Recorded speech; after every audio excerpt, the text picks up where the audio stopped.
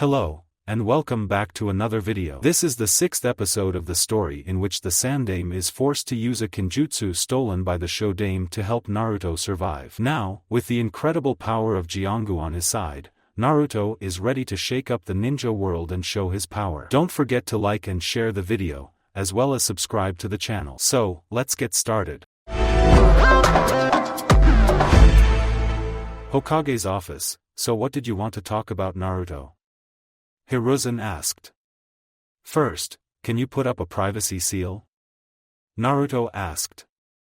Hiruzen made a hand motion and sent away his ANBU guards before activating the privacy seals under his desk. Behind the bookcase, there's an ANBU that didn't leave, Kyubi said. There's an ANBU behind the bookcase, Naruto said.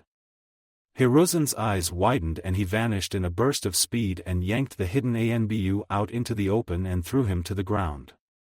Root, Hiruzen muttered as he saw the mask. He called back his ANBU to have him taken away to Ibiki and Inoichi. You've grown stronger, Naruto. I didn't even sense him, Hiruzen praised. Maybe your senses have dulled from sitting behind that chair all day, Kushina said. There's that too, the Sandaime muttered as he cried anime tears. So what did you want to talk about, Sochi? Kushina asked. Naruto took a deep breath and said, in the forest of death, when my team encountered that Kiri group, one of them made an interesting accusation. What kind of accusation? Hiruzen asked, already having an idea as to what it was. Naruto merely walked around the desk and stood underneath the picture of the Yondaime. We have a very similar appearance, don't we? Naruto asked. Hiruzen sighed. So you found out, didn't you? It did help that Kyubi was bashing his head against the cage while shouting, and I quote, I should have known, over and over, Naruto said. You make it sound worse than it was. Kyubi muttered. I always thought that I had some kind of resemblance to the Yondaime, Naruto said. After I found out that I was the Kyubi Jinchuriki, I thought that the ceiling might have changed my appearance. But now, I have an answer. Naruto, I wanted to tell you about your father, I really did, but you were already in so much danger that I didn't want to put an even bigger target on your back, Hiruzen said. I was planning on telling you after you became Chunin. I felt that you would be able to handle the responsibility. I figured as much. Kyubi and I talked about why it would have been hidden from me, and this was the reason he pointed out, Naruto informed them. Though I can see why I wasn't told, it still hurts me a little. I thought that you knew of us at first, Kushina said. Minato had a Kage Bunshin leave a note to Sandaime-sama to tell him about who we were. What note? Hiruzen asked. I never found any note. Kushina raised an eyebrow. It's behind Minato-kun's picture. Hiruzen got up and moved the Yondaime's picture, but didn't find anything. I looked here a couple of days after the attack, but I never found anything, he said. And there still isn't anything here, not even a seal. But, I know Minato-kun left a note here, Kushina told him. Maybe it was taken, Naruto suggested.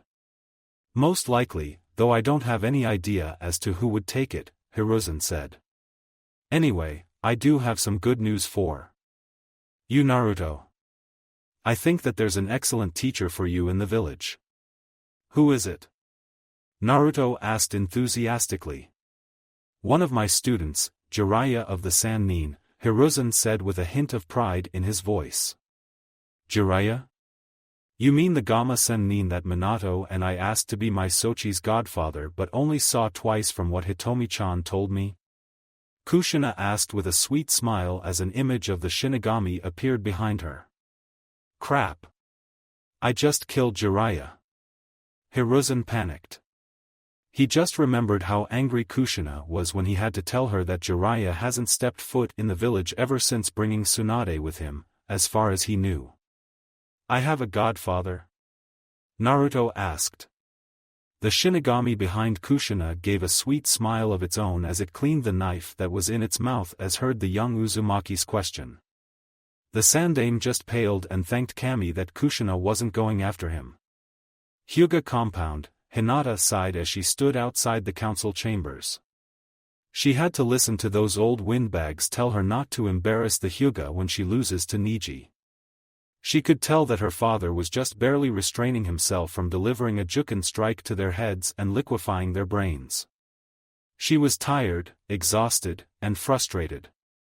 All Hinata wanted to do was go to the hot springs and wash away all the dirt, grime, and her worries. Maybe she would go with Hanabi or her mother. Company was always good to have. Just as she was starting to relax, Niji just had to cross paths with her as he was on his way to her father's office. "Hinata-sama," Niji said with a clipped tone, "just drop out of the exams now so you don't embarrass the Hyuga image." She had it.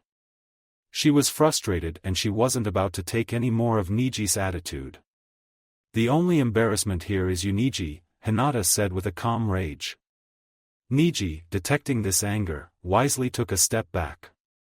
"Now please leave me alone, I am tired, frustrated, and in need of a good soak in the hot springs. So if you wish to remain healthy for your meeting with Tusama, I suggest you go, now." Having never seen this side of Hinata before, Niji decided that it was in the best interest of his health to go away while walking at a fast pace. Only moments after that event did Hinata realize what she did and was completely shocked. "Looks like my little sunny place is standing up for herself." Hinata turned around to see Hitomi there with a proud smirk on her face. "Ka-san, what did I just do?" Hinata asked, wondering if she said something like that to Niji of all people. "You let out your frustration," Hitomi said in a manner like she was talking about the weather. "Completely normal, especially with what you probably went through in the forest of death." "I think I need to go and lie down," Hinata said. "Or we could go to the hot springs," Hitomi suggested with a grin. Hinata smiled and went with her mother to collect Hanabi. Later with Kushina. The calm redhead was marching through the streets of Konoha in a henge that was enhanced by a seal on her shoulder. Her hair had changed to brown color and was tied in a ponytail that reached the middle of her back. Her skin was tanned a little and her eyes changed to black color. The seal on her shoulder was designed to allow only certain people to see her normal appearance. Currently, Kushina was on a hunt for Jiraiya after she left Naruto with Hiruzen as the younger Uzumaki wanted to ask the oldest Hokage something. "Where is he?" Kushina growled. "I've searched every brothel and whorehouse in the village." As if Kami was sending her a clue, a pair of teenage girls were walking past her while talking about how relaxing the hot springs were. And then Kushina remembered what Jiraiya's favorite hobby was, so she changed her direction and marched to the hot springs. 5 minutes later, Kushina arrived at the hot springs and entered the female side of the springs. It was mostly empty, the only exceptions being Hitomi, her daughters, and Kumo Kunoichi Yujito. Kushina extended her senses, and found Jiraiya just outside the wall, peeking on that female. Hitomi was relaxing in the springs with her daughters and a Kumo Kunoichi. Of course, she was at first very wary considering what had happened on Hinata's 3rd birthday, but the girl explained that it was a plot conceived by corrupt council members who wanted Kumo to have every bloodline in the world. She explained that the Raikage has been unable to find every member of the guilty party and that they've been bribing several Kumo shinobi into trying to steal a Byakugan. Hitomi relaxed at this but was still wary of the girl. In the corner of her vision, she saw a flash of red and discreetly looked over to see Kushina waving her over. "Hinata-chan," Hitomi said, "can you go inside and see if I brought my lavender perfume? I forgot that I was invited for dinner later." Hinata got up and wrapped herself in a towel before walking inside. She looked around for her mother's bag before she saw Kushina waving her over. "Kushina-san? What are you doing here?" Hinata asked. "I'm on the hunt for Naruto-kun's godfather. I just found out that he's in the village and is currently spying on you girls in there," Kushina explained. Hinata squeaked and tightened her grip on the towel covering her body. Seeing the girl's distress, Kushina placed her hands on Hinata's shoulders and said, "Don't worry, This just gives me another reason to beat his ass into a coma. Just tell Hitomi-chan that she accidentally brought her, what was that code word again? Oh, I got it. She brought her watchful toad perfume. Hinata nodded and took several deep breaths and tried to forget about the fact that a pervert was spying on her, her sister, her mother, and a new friend. Hinata walked out and slowly made her way into the water, after removing her towel and placing it near her for emergencyver. Ka-chan. Hinata said in a soft tone that signaled to Hitomi that something had embarrassed her. Thankfully, Hanabi and Yujito were too relaxed to notice. You brought watchful toad perfume instead. Recognizing the code word that she, Kushina, and Mikoto made for whenever Jiraiya was peeping, Hitomi realized what was going to happen. And she didn't feel any sorrow for the pervert. Kushina silently crept along the outer wall of the hot springs as she made her way to Jiraiya. After a few minutes of searching, she saw him. Perched on top of a large toad, who looked like he was ashamed for being with his summoner, was a man with long spiky white hair. He was wearing a green kimono shirt and matching pants underneath a red haori. There was a large scroll on his back, and there were hand guards along with mesh armor on his arms and legs.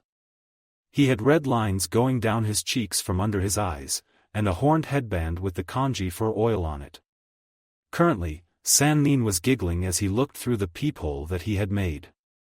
He was also writing things down in a little notebook. Kushina took a peek and saw that they were measurements, specifically of bust, waist, and butt sizes. The only good thing was that Jiraiya only seemed to be taking Hitomi's sizes. Well, one of his own peeping rules is 21 or older, Kushina thought. She then crept up behind him and started to release a small amount of Ki before slowly increasing it. Eventually, the Ki became very intense and Jiraiya slowly turned around before his eyes went wide in fear. Nice to see you again, Jiraiya. Several minutes earlier Jiraiya sighed, my, what wonderful curves. Jiraiya giggled as he looked through the peephole in the wall. Hitomi's grown since my last visit.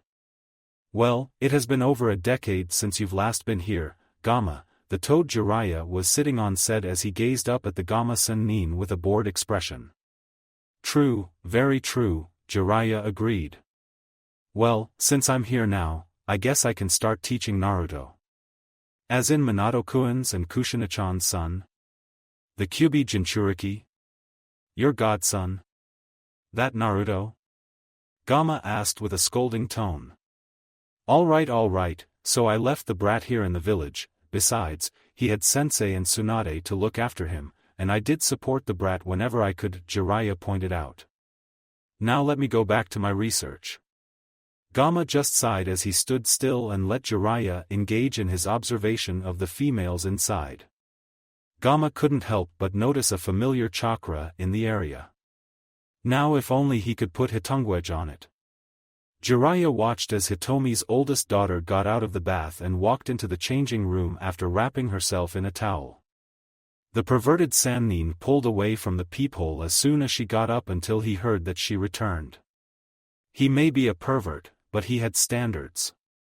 When he was younger, then he would peep on girls that were his age also. As he got older he started to only check out the ones who were at least 21. Jiraiya was many things, but pedophile was not one of them.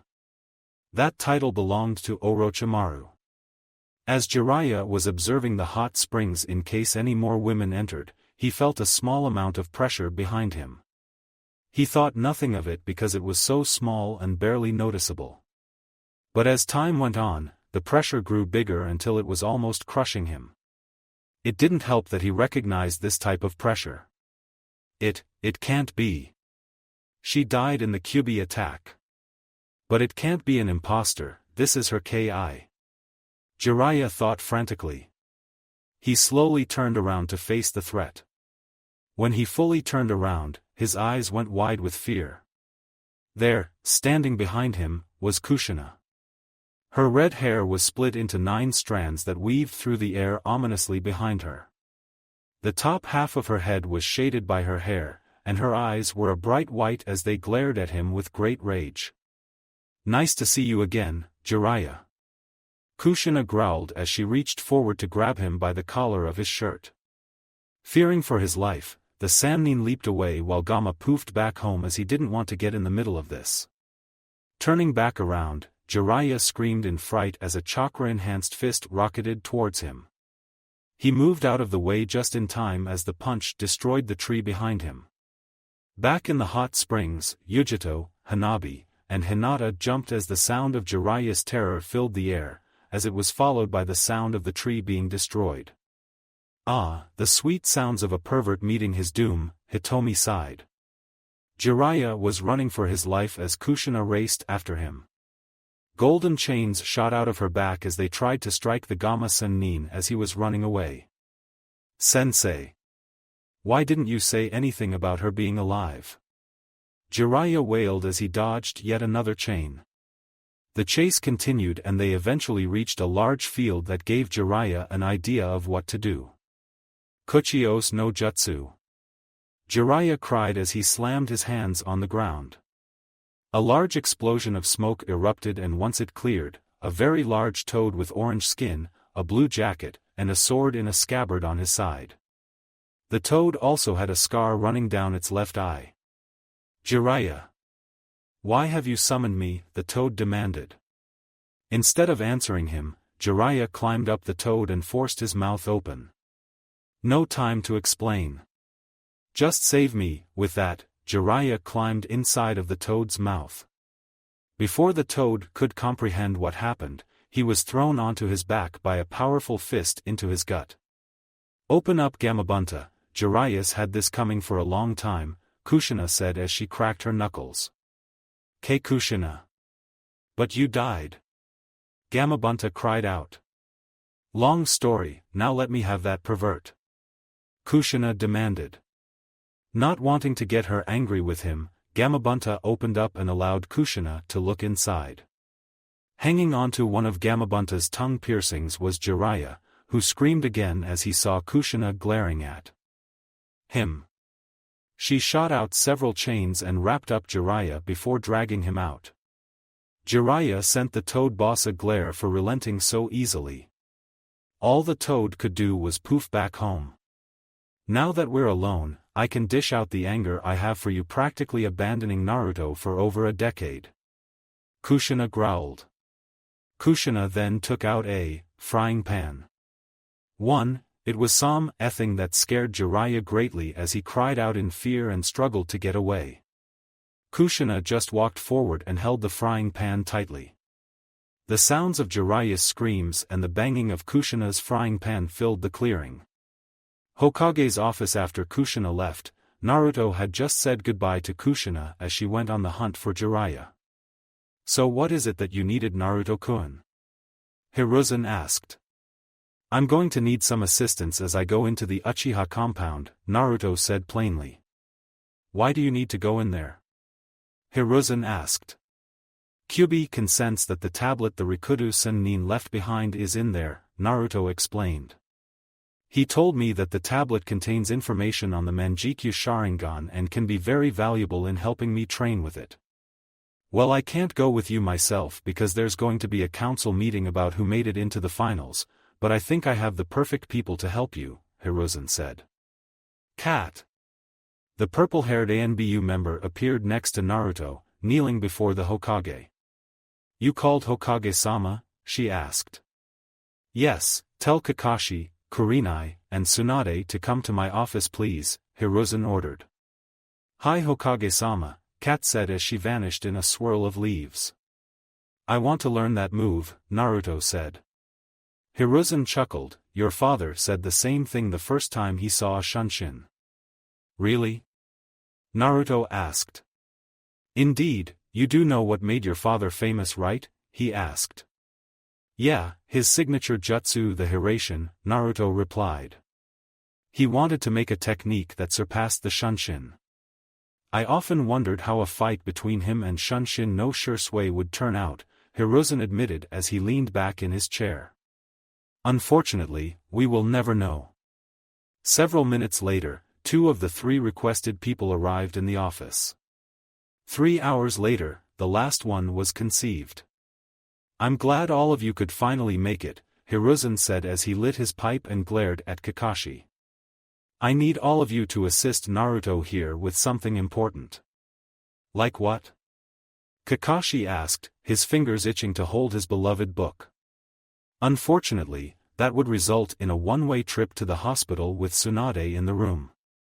To put it simply, Naruto needs to get into the Uchiha compound and locate a tablet left behind by the Rikudo Sennin, Hiruzen said. "And I want all of you to make sure that he can get to the tablet without running into problems." "I highly doubt I can be of assistance here," Tsunade interjected. "You know, stealth has never been my strong suit." "I know that, but I figured that the last Senju should be given the chance to see something of her ancestry," the Sandaime told her. Tsunade nodded and stepped back. "But why does Naruto need to see the tablet?" Kurenai answered. "In the Forest of Death, when I and my team fought the 3 Kiri Genin, I had unlocked the Manjikyu Sharingan by substituting myself with Hinata-chan when she was going to be stabbed," Naruto explained as he activated his Sharingan and pushed it AO the Manjikyu. "But, that's impossible!" Tsunade shouted. "My grandfather told me that the only way to unlock the Manjikyu Sharingan was through extreme grief when you kill someone close to you. There are 3 ways to unlock it. Unlocking it through grief is what Kyuubi calls the cursed way since it leads to blindness," Naruto told her. "I unlocked it through sacrificing myself, then it granted me an ability to save myself." "I see, that makes sense," Tsunade said. "Now then, I would also like you to copy the tablet if you can. Such knowledge should not belong to a clan of one," Hiruzen stated. Later Uchiha compound, those cursed Uchiha placed the tablet deep within the compound. "Turn to your left a little," Kyuubi said as he directed Naruto to where he could feel the energies of the tablet that was made by him and his siblings. "What if we run into Sasuke team?" Naruto asked. "Don't worry, I have a Kage Bunshin with him since I need to be watching him due to Orochimaru's curse mark," Kakashi replied. "You mean the hiki I saw on his neck in the preliminaries?" Naruto asked. Everyone struggled to hold in their laughter as they followed the blonde. Eventually, they reached a small shrine that looked like one of the temples in the village. There was a torii gate that had the Uchiha symbol on it as it led the way to the temple. The group entered the temple and Naruto and Kakashi activated their Sharingan. "There's a small flicker of chakra over there on the far right," Kakashi said as he focused his eye. Kurenai removed the tatami mat and revealed a stone slab. "I can see a seal on the stone," Naruto said. "It looks like a Sharingan surrounded by a sealing formula. It's a barrier seal that's meant to grant access to those who know the password to it," Kyuubi said. "It's also been altered to only react to someone with Uchiha blood." "So he can't open it?" Jiyu asked. "He can," Kyuubi answered. "Because Naruto took the heart of an Uchiha, the seal will recognize him and grant him access. But I'm not that good with seals, I'm only just starting to learn how to make my explosion tags," Naruto said. "Don't worry, when I was sealed inside Mito and Kushina, I was able to see their knowledge of seals. So just follow my instructions and we'll be able to get in." Naruto listened to the Kyuubi as he explained how to get in. He formed the Hibi seal and started to channel chakra into the stone slab. The Fuinjutsu on the slab became visible as it levitated off of the floor and rested behind the space it once took. The slab was guarding a hidden entrance to an underground level. "The tablet's in there," Naruto said. "I'll stand guard in case anyone comes by," Kurenai told them. "Who knows who might be lurking about?" "Good call," Kakashi replied as he followed Naruto and Tsunade inside. Naruto was looking around the hidden room and saw a small area that held a stone tablet. Around the tablet were several images, most likely for decoration. "I can't understand a single word," Tsunade said as she took a look at the stone. According to Kyuubi, the Sharingan and Manjikyu Sharingan can only decipher parts of it, only the Rinnegan can read all of it, Naruto told her. The Rinnegan hasn't been seen since the time of the Rikudo Sennin, Tsunade pointed out. You don't need those eyes, I can translate the tablet since I helped make it, Kyubi said. Kyubi says that he can translate it, Naruto told her. He then leaned forward and took a good look at the tablet so Kyubi can see it as well. However, the following reaction was completely unexpected. What the hell is this? Kyubi roared. This thing has been tainted. Desecrated. It's been completely altered. Shut up. Naruto yelled as he held his head. Naruto. What happened? Kakashi yelled as he helped the young Uzumaki to his feet. Ugh, Kyubi's yelling about the tablet being changed, Naruto answered as he shook his head. An illusion. Kyubi cried out again. This must be a fake. There's no way he would say that the curse technique would be the salvation of the world. This is a mockery of what he stood for. Blasphemy. Heresy. I demand damnation on the desecrator. Shut up. Naruto yelled as he went into his mindscape and clocked Kyubi on the nose. Caught off guard, the giant fox stumbled backward as he shook his head. I needed that, Kyubi said as he took a look at his Jinchuriki, who was tending to a knocked-out Jiyu. The Biju's rampage knocked out the Kaguya. Now will you please explain what the hell you're talking about? Naruto asked. Someone completely altered the tablet, while some things like the information on the Manjikyu techniques are intact, the rest of it has been changed, the Biju explained. Can it be changed back? Naruto asked. Possibly, it only looks like it's just a very powerful, yet subtle genjutsu placed over it, and the chakra that's supporting the genjutsu seems familiar somehow, Kyubi said. He then instructed Naruto to place his hand on the tablet while he used the Kyubi's chakra to break the genjutsu over it. After several minutes, Naruto fell to his knees with a small amount of sweat on his forehead. Okay, I've broken the genjutsu on the tablet, so it should be back to normal, Naruto said as he took a look at the tablet again. Hey Bachan, I'm going to read the tablet, so try to copy what I say, okay? Just let me find my pen, Tsunade said as she pulled out a pen from her front pocket. Seeing that she was ready, Naruto took a deep breath and began. I never imagined that my life would turn out the way it did. I always thought that I would grow up in a peaceful world, especially since my mother was the one who began the first era of peace ever. My name is Hagoromo Otsutsuki and this is my tale. Long before I was born, my people arrived in this land in search of a home. We stumbled across this war-torn place and found a tree that had a very blessed fruit at the top. My mother, Kaguya Otsutsuki, wishing to see the fighting come to an end, climbed up the Shinju and ate the fruit. She was granted with an unimaginable power which would eventually be known as chakra. From what I was told, the fruit changed her eyes and allowed her to see long distances. It also gave her a third eye on her forehead, that eye often scared people, so she kept it closed a lot. Using her newfound power, my mother brought an end to the fighting and brought forth an era of peace. Eventually, she settled down and gave birth to me and my brother Hamura. Unfortunately, this peace would not last. My mother began to lose her faith in humanity and the power began to change her. She fell into madness and created a horrific technique, the infinite Tsukuyomi. By using her third eye, she would create a vast amount of light. All who were caught by the light were then trapped within a dream world of their desires after Kaguya used the roots of the Shinju to ensnare them. For some reason, I and my brother were unaffected by the technique. Most likely because we inherited our mother's chakra. And also her eyes. Hamura inherited her white eyes while I received purple ringed eyes. I believe I shall call it the Rinnegan due to its abilities that I shall describe later. Enraged at this, Kaguya merged with the Shinju and became a monstrous creature known as the Jubi. The beast that was once my mother devastated the earth as it fought to reclaim its chakra. After a long and grueling battle, Hamura and I managed to subdue the creature. We stole its chakra and released the world from the infinite Tsukuyomi. However, many of the people who were trapped within the dream world were absorbed by the Shinju and became shells of their former selves that cried out for Kaguya to be their mother.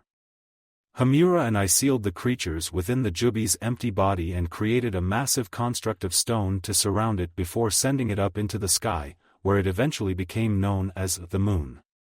I must also give thanks to a group of summons that assisted me in battle.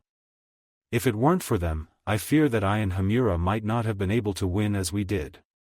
They are a family of powerful beings, each with control over a specific element.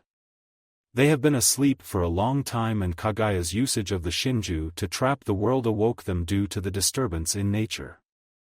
Hamura and I eventually settled down and had families of our own.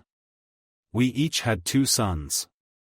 For me it was Azura and Indra, for Hamura it was Hiro and Shirudo. Indra possessed eyes that allowed him to copy any technique that used chakra, or body movements, the Sharingan, while Ashura possessed a strong connection to nature. Hiro inherited Hamura's eyes, the Byakugan, and Shirudo received the ability to manipulate his bones, the Shikatsu Myaku. After his 2 sons went to see the world and make families of their own, my dear brother went with the rest of the Otsutsuki clan to the moon to protect our mother's body in case there is no way to destroy it.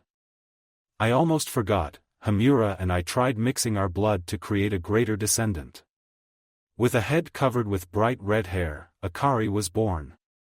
She was a very energetic child who possessed a strong life force and healing abilities. She even could make chains made out of chakra, something neither me nor my brother Sorfumal Kanto do. Hiro was often jealous about the fact that he had something old, while all of the other children possessed a completely new ability. I traveled throughout the world, granting chakra to others in hopes that it would help humanity grow together in unity. I taught them all about Ninshu and its principles, helping people understand one another. I am very pleased to see that peace is beginning to replace the fear that they will be trapped by Kaguya once more. As I grow older, I am inspired by Azura's words that love will be the true key to peace. I decided to put the Jubi's chakra to use once more. I took the beast's chakra and used the Banbutsu Sozo, a technique that requires total control over yin and yang chakra. I created the Bijou. They are to be the guardians of this world, and I named Ikthesatoso to show that they are individual beings, yet connected. Shikaku, Matatabi, Isabu, Son Goku, Kokuo, Sake, Chomei, Gyuki, and Kurama. Each of them is connected, and yet separate. They will become one again, however, it will not be as the Jubi, but as something greater. As I waited for the end of my life, I called forth my 2 sons. I was going to choose one of them as my successor, the one who would lead humanity to many eras of peace and tranquility. Indra believed that power would pave the road to peace, while Azura believed that love would do it in place of power. I chose Azura to be my successor as I believed that peace could be achieved through love and companionship. Indra was angered by this, and thus, the 2 brothers began to fight over who would accomplish my dream. It breaks my heart seeing that I had driven them to this. A fool I was for causing this. I should have realized that it required both love and power to create peace. I was the perfect mixture of the 2 elements, yet I was blind to that very fact. I can only pray that one day the descendants of my 2 sons will be able to put aside their differences and create a world of peace. Suddenly I come up with a wonderful idea. I send out Isabu, Kokuo, and Kurama to bring me my nephews and half-daughter. When they arrive, I ask them to keep an eye on my sons and their descendants and make sure that neither one of their legacies goes extinct. Eventually, I discover that each of them has created clans. Azura created the Senju, Indra crafted the Uchiha, Hiro founded the Hyuga, Shirudo makes the Kaguya. I will never know why he decided to name his clan after his grandmother, and Akari creates the Uzumaki. I just know that each of them will become great. Hamura would have been proud of his children. Before I die, there are only a few things that need to be said. First is that even though my mother has been sealed away, I can still feel a small portion of her presence in the world. I fear that one day she would be revived. If that happens, I only hope that there are people in the future who might be able to stop her. Second is that should you be reading this, then you either have the Rinnegan, or one of my beloved Bijou are allowing you to read this. If you have the Rinnegan, then you may accidentally summon the empty husk of the Jubi. If you do, I beg of you to find a way to destroy it. My brother Hamura had tried countless times to destroy it, yet could not. I only ask that you destroy it before any of the Bijou are sealed in it. If any of them are, then please free them. Finally, I shall use the Banbutsu Sozo one last time to leave the knowledge of the Manjikyu Sharingan, and the Rinnegan. I only hope that can put this knowledge to good use and better the world with this information. I hope that one day, the world will become just as I have envisioned it, a world of peace. Wow, that trumps any fairy tale story, Naruto said as he sat down. Yeah, that was some story, Tsunade said as she began to use the mystic palm to heal her hand that had started to cramp up halfway through. And we've still got to read over the Manjikyu abilities, Kakashi pointed out. He had to admit, the story of the Rikudo Sennin was more fascinating than any Ika Ika Paradise book. So, your name's Kurama, huh? Naruto asked. Yup, I was going to tell you one day, when you had gotten stronger and got a bit more of my respect, but I suppose there's no harm in learning about my name now, Kurama replied. I knew that the Rikudo Sennin was strong, especially since he gave people chakra, but I never knew that he was that strong, Jiyu said. Let's get this over with so I can go and see if Ka-chan found my godfather, Naruto said. Oh, so the pervert's in town, Tsunade noted. The Manjikyu Sharingan is a higher level of the Sharingan. It is gained through one of three steps: great grief, great stress, or great sacrifice. Only through great sacrifice will the Manjikyu Sharingan keep its light. If those eyes are achieved through any of the other two ways, they will eventually go blind. Only by transplanting a Manjikyu of a close family member can one regain the light in their eyes and keep it. However, Indra has shown that the Manjikyu Sharingan can control the Bijou. I made him swear to never control them, or else I would rip his eyes right out of his head. Enslavement is not something I want to see in this world, as the infinite Tsukuyami's victims are a form of it. Now the abilities of the Manjikyu will be listed below. Amaterasu, the highest level of fire chakra. By focusing their vision on a target, one can summon the black flames to ignite on their target. The fire will burn for 7 days and 7 nights, even if the target is destroyed.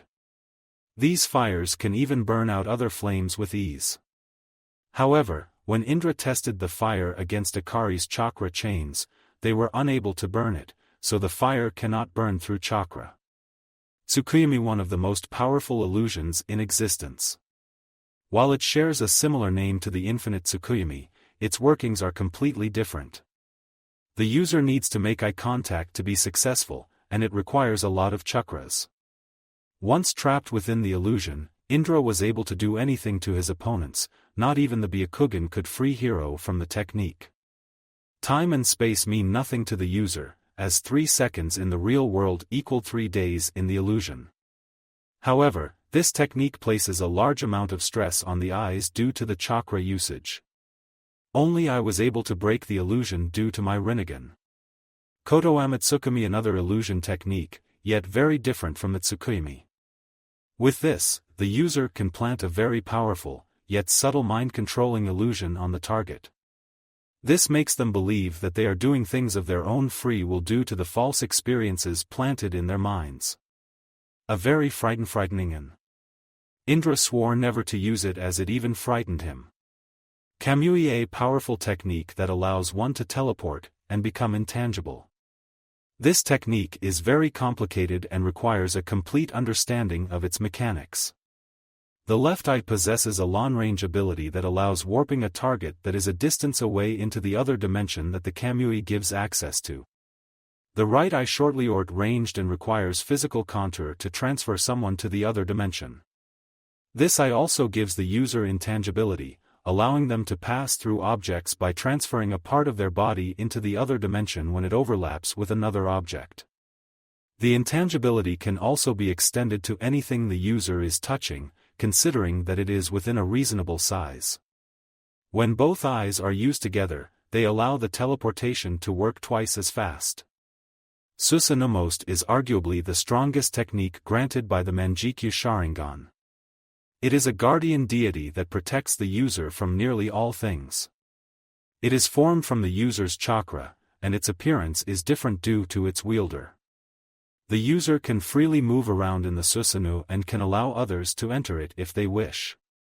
While the Susanoo can defend against external attacks, internal attacks can still damage the user, as seen when Azura used the ground under Indra to knock him out of the Susanoo, making the construct fall apart. The Susanoo will start as a skeletal figure and gradually develop while gaining access to weapons that match the user themselves. The Susanoo will also develop up to 4 arms. Next, the Susanoo will develop a layer of armor that defends the user against stronger attacks. This form can also be granted legs, allowing the Susanoo to move around with ease. The final form is the perfect form. The Susanoo becomes gigantic, towering over the field, and transforming into the likeness of a samurai. This form is very powerful, as it can cleave the top of mountains with its sword. Awesome! Naruto exclaimed as he finished reading all of the text. JGG had to deal with all of that? Tsunade mumbled as she slowly sat down. That just goes to show you that the Shodaime wasn't called the Shinobi no Kami for no reason, Kakashi said as he closed his Sharingan eye and replaced the headband. I don't think we need to read anything based on the Rinnegan, do we? Naruto asked. Tsunade shook her head. No, the Rinnegan hasn't been seen ever since the Rikudo Sennin died. Then let's go back. I want to give this back to Sensei and head home for a nice relaxing bath, Tsunade ordered. The trio left the secret room and Naruto replaced the stone slab before they met up with Kurenai. As they were leaving the Uchiha compound, Naruto spoke with Kurama. So do you think I'll be able to sign that contract now? Naruto asked. I think your chakra has grown enough, far more than I had thought. You might be able to fight alongside them, Kurama noted. Great. When should I sign it? Naruto asked. Tomorrow, that's when your training will most likely begin, the elder Bijou said. Hot springs, so, you left Naruto-kun alone just because he reminded you of Minato? Kushina asked as she glared at the Sannin. Jiraiya, who looked like he was put through the meat grinder, and that's putting it lightly, added, It just hurt me greatly. Whenever I looked at the kid, I saw you and Minato. I just couldn't bear it, so I left. I also left him alone to stop any rumors that he looked like Minato from existing and reaching IWA or Kumo. And I did help the kid. When I heard that he was kicked out of the orphanage, I sent Sensei a ton of money to pay for his new home. I even had a toad watching him and taking the names of anyone who plotted to hurt him. That still doesn't explain why he doesn't know about you. Kushina yelled. Jiraiya looked down and replied, I was worried that if he knew, he would accidentally tell someone. And if they knew that I was the godfather, they would know that Minato was his father. Everyone knows that Minato and I were close, so they would be able to connect the dots. No, they wouldn't, Kushina interrupted. Naruto-kun looks exactly like his father if you take away the whisker marks. That's because their fear of the damn fox makes them blind to seeing it, Jiraiya told her. Fine, I'll let you off the hook for now, Kushina said as she released the Gamma Sennin. Now can you please explain how you're alive? Or am I going to have to assume that you're an imposter who somehow has Kushina's abilities? Jiraiya asked. And so Kushina told him of her tale, how she was kept alive the whole time and eventually gave birth to Natsumi. Jiraiya was so angry that he wanted to do nothing more than to slowly grind Danzo into mush with a Sage Mode enhanced Rasengan while boiling in a Goemon. He eventually calmed down and listened to the rest of Kushina's tale. She even gave him proof of her being the real deal by saying that she loved the idea of naming Naruto after the character of his first book. Well, I have to say that I'm sorry I didn't believe you at first, but I wanted to make sure that you were really, well Jiraiya apologized. Now I need to go speak with sensei, I just got some news that he's not gonna like. Does it have to do with a snake leaving a hickey on an Uchiha? Kushina asked. Jiraiya just blinked. It has to do with a snake, but I don't know anything about a hickey on an Uchiha. Looks like sensei and I will be sharing stories. And after that, you'll be helping me figure out Naruto-kun's training schedule, Kushina stated with a tone that left no room for arguments. Jiraiya sighed as he saw that he probably wouldn't get any time to do any research anytime soon. Sandaime's office, truly fascinating. Hiruzen said as he read the copy of Rikudo Sennin's tale. I knew only the basic parts of the legend, but never knew about him having a brother or that he was a part of a clan. You think that's amazing? I'm related to the guy. Naruto exclaimed. He and Tsunade were in the Hokage's office, as Kurenai and Kakashi had to go and prepare for training their students. So am I Gaki, Tsunade said.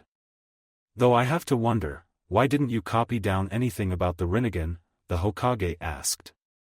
Naruto opened his mouth to reply, but couldn't form an answer. You know, he began, I didn't see any of it.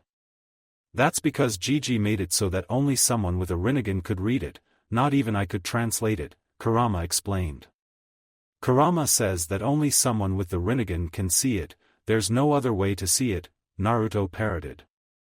A shame, I wanted to see what those legendary eyes could do, Hiruzen muttered. Just then, Jiraiya and Kushina entered the office through the window. Hiruzen blinked at the sudden intrusion and sighed as he saw Jiraiya's injuries. Tsunade was filled with pride seeing that her training with Kushina didn't go to waste during her 12 years in captivity. Sensei, you are a cruel person, Jiraiya stated. Why didn't you tell me Kushina was alive? Did you want me to be beaten to death? Honestly, I believe that you deserve it since you decided to stay away from Naruto for about a decade, Hiruzen said. By the way, he's right behind you. Jiraiya whirled around and saw the young Uzumaki giving him a once-over. Jiraiya puffed out his chest in an attempt to look tough and asked, impressed? Is this kook my godfather? Naruto asked, deflating Jiraiya's ego. Hey! I'm no kook, I am a member of the legendary Sannin, the Gamma Sennin of Mt. Mayaboku.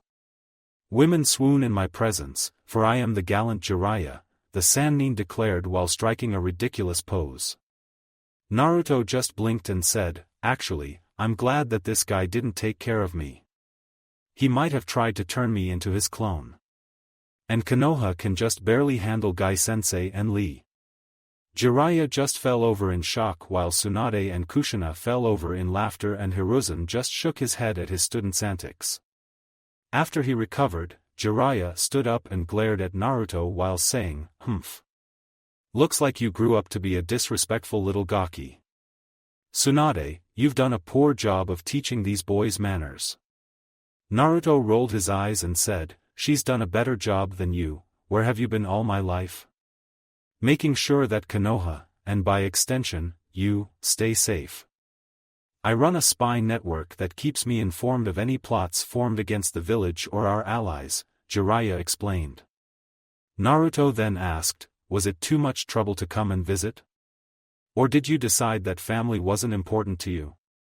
Jiraiya sighed, I did help you, when I heard that you were kicked out of the orphanage, I sent a ton of money to get you a home. It's true, while we were searching for you after you were evicted, Jiraiya sent me a large amount of money via Toad Messenger, the Sandaime confirmed. Naruto turned to Jiraiya and sighed, I still don't forgive you for leaving me, but maybe you can make it up to me. Well, I was planning on training you for the finals, that is, if you made it, Jiraiya said. Oh, he made it all right, and you're not going to be the only one training him, Kushina cut in. I'm going to help him, and so is Kyubi. Kyubi. Have you forgotten what that beast did? Jiraiya shouted. Long story short, he was being controlled when he was ripped out of me, Kushina said. So anyway, Pervert here is going to teach you the Rasengan, one of your father's original jutsu. I'm going to teach you Fuinjutsu and Kinjutsu, and Kyuubi's going to help you with his chakra, your Jiongu, Sharingan, and Shikatsu Myaku. How much have I missed? Jiraiya asked as he sat down. And why does he know about his father? He should have been told when he was a chunin or 16 years old. He figured it out when some Kiri genin mentioned the resemblance, Tsunade said. How do Kiri genin figure it out when they never had any problems with Minato? Jiraiya asked. Because they were never focusing on his death as Iwa did, Hiruzen pointed out.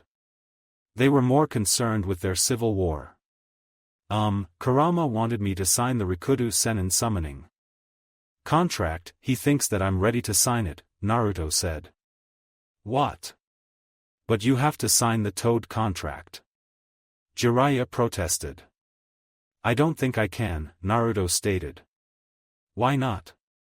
If you didn't sign that other contract then you can sign this one, Jiraiya told him.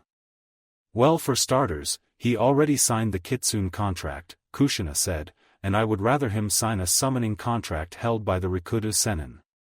But, he's Minato's legacy, Jiraiya said. As much as he is my idol, I don't want to become his clone, Naruto told the Sannin. I mean skill-wise, I already have his hair and eyes. Alright, I'll have to speak with the great Toad Sage about this new development, but now I'm gonna need you to scram. Throne apps have some important things to talk about, Jiraiya said as he shooed Naruto away. The young Jinchuriki gave the Gamma Sennin a look before leaving. A week later, true to Kushina's words, Naruto was being trained by 3 sensei. Jiraiya had him learning about the Rasengan, a jutsu that Minato made after seeing the Bijidama, a skill Kurama said that he was a long while learning, as it required him to handle the version 2 form. However, before that, he still needed to get used to just being in version 1. Back to the Rasengan, Jiraiya had him start wishing to pop a water balloon with only his chakra. It took a while for him to get it, but Naruto was able to successfully do it. Now he had to pop a rubber ball. This step was difficult and had Naruto stuck on it for a while. When training with Kushina, the Fuinjutsu part of it just stuck with Naruto. He was able to understand a lot of seals and how to make some, a testament to his Uzumaki heritage. Currently, he was able to make his explosion tags that held some more power than the regular tags. Kinjutsu was something completely different. It was very difficult for Naruto, especially considering he had Netekentook up a sword before. However, Kushina wouldn't hear any of it, deciding to make Naruto learn the art as he couldn't rely on taijutsu and his gauntlets forever. The Uzumaki sword style was very difficult as it involved movements that were like a whirlpool. The style was meant to confuse opponents while being able giving them a lot of painful cuts. Jiraiya had mentioned that Killer Bee, the Hachibi Jinchuriki, developed his Ord style based on Okalanakin's Stillerntly. Naruto was training with Kurama as the Bijou instructed Naruto on how to control his chakra. He had red chakra oozing off of him as it evaporated into the air. The young Uzumaki was punching a training post lightly as he tried to get used to his enhanced strength and speed. Around the training field, Kage Bunshin was working on new techniques with the Jiongu, and wastering a special project that Jiraiya had suggested to Naruto. Excellent, at this rate you'll be able to move on to learning about version 1, Kurama praised. Why do I need to learn about this anyway? It's not like Sasuke's gonna force me to this, Naruto asked. You do remember who is fighting after you, right? Jiyu asked. Oh yeah, Naruto chuckled sheepishly. Alright then, now we're going to Tori learn the Kamui, since that's the only ability we know you have, Kurama told him.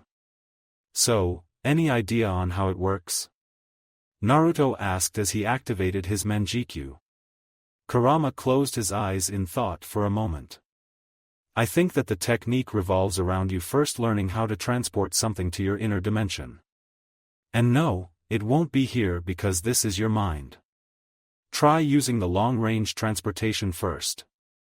Naruto nodded and gazed at a fallen branch before closing his right eye. He focused the chakra on it and tried to make it do something. Then, the branch was slowly twisted as it seemed to be sucked into itself. The distortion of the branch surprised Naruto as he immediately let go of the technique, and the branch seemed to snap back into normalcy. Looks like you got the idea. Now all you have to do is move your chakra that you channel in your eye like a whirlpool, Kurama told him. Naruto nodded and tried again. This time the branch was absorbed into the distortion after about 40 seconds. Wow! Now how do I get it back? Naruto asked. Try moving your chakra in the opposite direction with your other eye, Jiongu suggested. Naruto nodded and focused on the ground in front of him. The distortion came back, only this time it was spiraling outwards instead of inwards. After about 30 seconds, the branch appeared on the ground. Why was that easier? Naruto wondered. I think I have an explanation, Kurama said. When you're bringing an object into your dimension, you are pulling it. When you're bringing it back out, you are pushing the object out. Now tell me what's easier, pushing or pulling? 1. Pushing, Naruto said. I guess it's easier because there's probably less matter in the other dimension. Most likely, you could probably keep an arsenal of weapons in there. It's like the perfect storage scroll that you don't have to carry. You could also carry allies in there to have less risk on an infiltration mission, the Bijou pointed out. Man, I'm awesome. Now let's get some more practice in. Naruto declared with gusto. With Hinata had her training for the finals. While she wasn't working on things that would put an average genin into the hospital like her crush, she was still doing some difficult training. Faster! Enko shouted as she threw another barrage of kunai. Hinata stood still while only moving her upper body to dodge the kunai. Kurenai and Hitomi looked on with proud smiles on their faces. Hinata was training to learn her mother's version of Juken since it would suit her body type. They had tested her chakra element and found that she was a wind and water type, not suitable for the Juken as it was molded for those with the earth element. 2. Thus, this new Juken would use Hinata's natural flexibility as the base for its fighting style while keeping its original purpose to block the chakra network. Hinata is going to be powerful. This style looks like it will be perfect for her, Hitomi said. Kurenai nodded in agreement. Yeah, she might be able to throw Niji around if she keeps up this level of progress. Maybe, she could even get him to let go of his hatred, Hitomi sighed. Kurenai gave her a sympathetic look, having known about Niji's problem with the main branch and the cause of it. Okay Haim-chan, I can officially say that you're flexible enough for your new taijutsu, Enko declared proudly. Enko was there to help because she liked Hinata and the fact that she wasn't disturbed by her career in TNI. She also liked teasing her about Naruto, sometimes while using a henge to look like a sweaty version of the blonde Jinchuriki. Are you sure that this new style will help me beat Niji and Ai-san? Hinata asked. Hinata-chan, Hitomi began, with this new style, you will be able to dance around Niji and he won't be able to touch you. But Niji and Ai-san is powerful, I don't think that I'll be able to completely overpower him, Hinata protested. Enko dropped an arm over Hinata's shoulders and told her, sure your cousin with the stick up his ass may get a couple of hits on you, but that's about all he'll be able to do. Are you sure? Hinata asked. Let's make a little bet to give you some incentive, Enko began. If you beat your cousin, I'll buy you as many cinnamon rolls as you want. But if you lose, you have to buy me all the dango I want. Hinata's mouth began to water at the image of a mountain of cinnamon rolls. Hitomi couldn't help but giggle at the face her eldest was making before she snapped out of her stupor and got right back to work. With Shino, the Aburama heir was on his knees panting as he trained with his father. Shibi just stared at his son as his swarm of insects hovered behind him. The Abrams was working on Shino's control over his insects as he tried to create a move that would help him win his fight against the Oto Genin. Are you in need of a break? Shibi asked. I am fine, Shino said as he stood up. Let us rest, we will continue after a short break, Shibi told his son as he recalled his insects. Shino nodded and went over to the side where he drank greedily from a bottle of water. Shibi sat down next to his son. Your fight with Dosu-san will be difficult as his sound attacks can disrupt the movements of your insects, he said. If I cannot catch him with my insects, then I shall do so with my blades, Shino declared. Shibi nodded. Then you had better go and see Shirkai for more lessons. She is very happy to see another member of the clan who wants to learn how to perform close-range combat. Perhaps she can also help me with my newest weapon, Shino said. And what weapon would that be? Shibi asked. Shino merely took out a scroll and unsealed what was inside. Oh, I believe that she can help you indeed. With Dosu and Kin, we are nothing but tools to him. Dosu snarled as he slammed his hand against the table. He and Kin were in their hotel room as they were finished with training for the day. Calm down, I know it's frustrating, but we can't just fly off the handle here, Kin said as she tried to pacify the mummified genin. I'll prove to Orochimaru that I am not a tool by taking out his precious secret weapon. After that, I'll kill the Uchiha brat like we were supposed to. Dosu declared. Kin growled. Will you shut up and think for a moment? That Lee kid couldn't beat Gaara, and he went all out. If he went all out against us in the Forest of Death, we wouldn't have been able to make it to the tower. Dosu scoffed, he wasn't as fast as the speed of sound. You're right, Kin agreed. He was faster, she yelled. You might not have been able to see it, but I saw it perfectly. Rock Lee was faster than the speed of sound by only a tiny amount. Dosu then saw that going after Gaara might not have been a good idea. Then I'll just kill the Uchiha. Am I the only one with brains here? Kin sighed. Konoha should know by now that he has the curse mark, which means that he'll be watched 24/7. So go ahead and try to kill the Uchiha while he's being guarded by either Jounins or Anbu.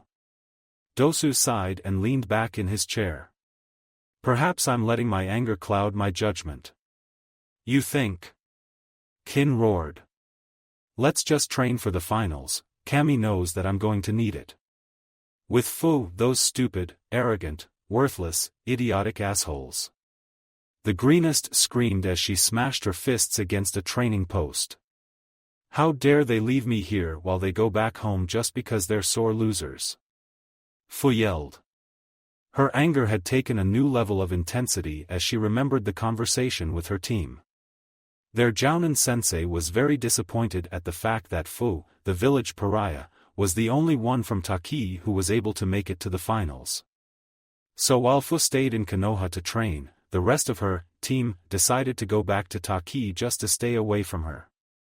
Don't worry, Fu-chan. I'm still here. Chomei, the Nanabai no Kabutomushi, proclaimed as he tried to cheer up his container. After meeting Naruto and Hinata for the first time, Fu subconsciously went into her mindscape the following night and met the giant bug. Contrary to popular belief, Chomei was the nicest of the Bijou and the most outgoing as well. Fu formed a friendship with the Nanabai and was beginning to learn how to use the Bijou's chakra like Naruto was doing. I know Komi-kun, but I'm still angry with them, Fu replied. Who needs them? You've got me, and your friends you made here, Chomei pointed out. Yeah, you're right, now how about showing me how to make those wings of yours? Fu asked. I thought you'd never ask. A week later with Naruto, excellent, you're doing great. At this rate you'll be able to master version 1 in no time, Kurama praised as he saw Naruto gain control of the initial Jinchuriki stage. Yeah, that sounds like it'll be fun, hopefully, it's easier than the Rasengan, Naruto said. I still can't pop that stupid ball. You need to put more power into it, this jutsu is an A-rank technique, what you're doing is putting only enough chakra for a high B-rank jutsu, Kurama told him. Okay, I'm going to try again, Naruto said as he picked up the rubber ball again and began to channel chakra into it. He spun his chakra like a whirlpool as he did in the first step. He began to channel even more chakra into it until... Pop! The rubber ball popped and Naruto could see a shining ball of chakra in place of where the ball once was before it faded away. Yatta! I did it! Naruto cheered. Great, now the next time you see that pervert, you can learn the last step, Kurama told him. Now what I want to do is have you sign the summoning contract. You think I'm ready? Naruto asked. Kit, your chakra levels have grown greatly since the start of these exams. Right now you can summon one of the creatures, and be able to fight with only a little bit of exhaustion, the Bijou told him. Okay, Naruto said as he summoned the scroll and opened it. Underneath Rikudo Sennin's name, Naruto wrote his name in blood before pressing his handprint underneath it. So now what? Naruto asked as he put away the scroll. Now, we wait, Kurama said as he hid a grin. Wait for poof. And then the field was empty. Later that night, Hayate Gecko was cursing his luck. He just had to volunteer to spy on Kabuto Yakushi, the Konoha genin that had a very suspicious record. Now he was hiding behind a few crates of building materials as he listened to hear what Kabuto was doing. I was afraid that you would never show up, Kabuto said. I had to make sure that I wasn't followed, a new voice replied. That's the Jounin leader of the Suna team. Hayate realized. Heh, fair enough, Kabuto chuckled. So how are the preparations coming along? Smoothly, all of our shinobi are on their way while several others are defending the village, Baki told him. But what I'm concerned about is if your leader will be able to provide his soldiers. Don't worry, Orochimaru-sama is providing an excellent number of shinobi with great skills, Kabuto reassured him. Now then, can you tell me about our secret weapon? I never got the chance to gather the proper data. Fair enough, Baki began. Gara Sabaku is the Jinchuriki of the Ichibi no Tanuki. With the beast's power, he has the ultimate defense in the whole world. The only time he has even been hurt was during the preliminaries where that genin in the green suit fought him. Rock Lee, a student of Mado Gai, Kabuto told him. Despite his quirks, Gai is an excellent taijutsu master. And he is the only person alive who can open 7 of the 8 Hashimen and survive. So will be a problem. For the invasion? Baki asked. Hayate's eyes widened. He just had direct confirmation that Suna was planning to invade during the finals. Of course, he will. But he's no match for a rampaging Bijou. Kabuto told him. Oh, I know that. I just wanted to make sure in case I run into him, Baki replied. Kabuto smirked. Now then, I think it's time I got rid of our little rat. Hayate's eyes widened as he realized that he was made. He quickly took to the rooftops as he tried to escape. He didn't get far as he was then caught by the Suna Jounin. You do know that I'll have to kill you now, Baki stated. Hayate just grimaced and pulled out his sword and steadied himself. Baki dashed forward and pulled out a kunai. Hayate met him and the two began a deadly dance that sent sparks flying. Hayate jumped back and made 2 bunshin. The 3 Hayats leaped up into the air and fell towards Baki. Mikazuki no Mai, they all shouted as they all converged on the Suna Jounin. However, Baki was able to catch the real Hayate's sword while the other 2 phased through him. Impressive, to have mastered such a skill at such a young age is nothing to laugh at, Baki praised. However, I'm afraid it ends here. How about a taste of my blade of wind? Baki then formed a sword made out of the wind and raised it. However, before he could attack Hayate and kill him, his eyes glazed over, a common sign of genjutsu. 3. Hurry. Run before he realizes what happened.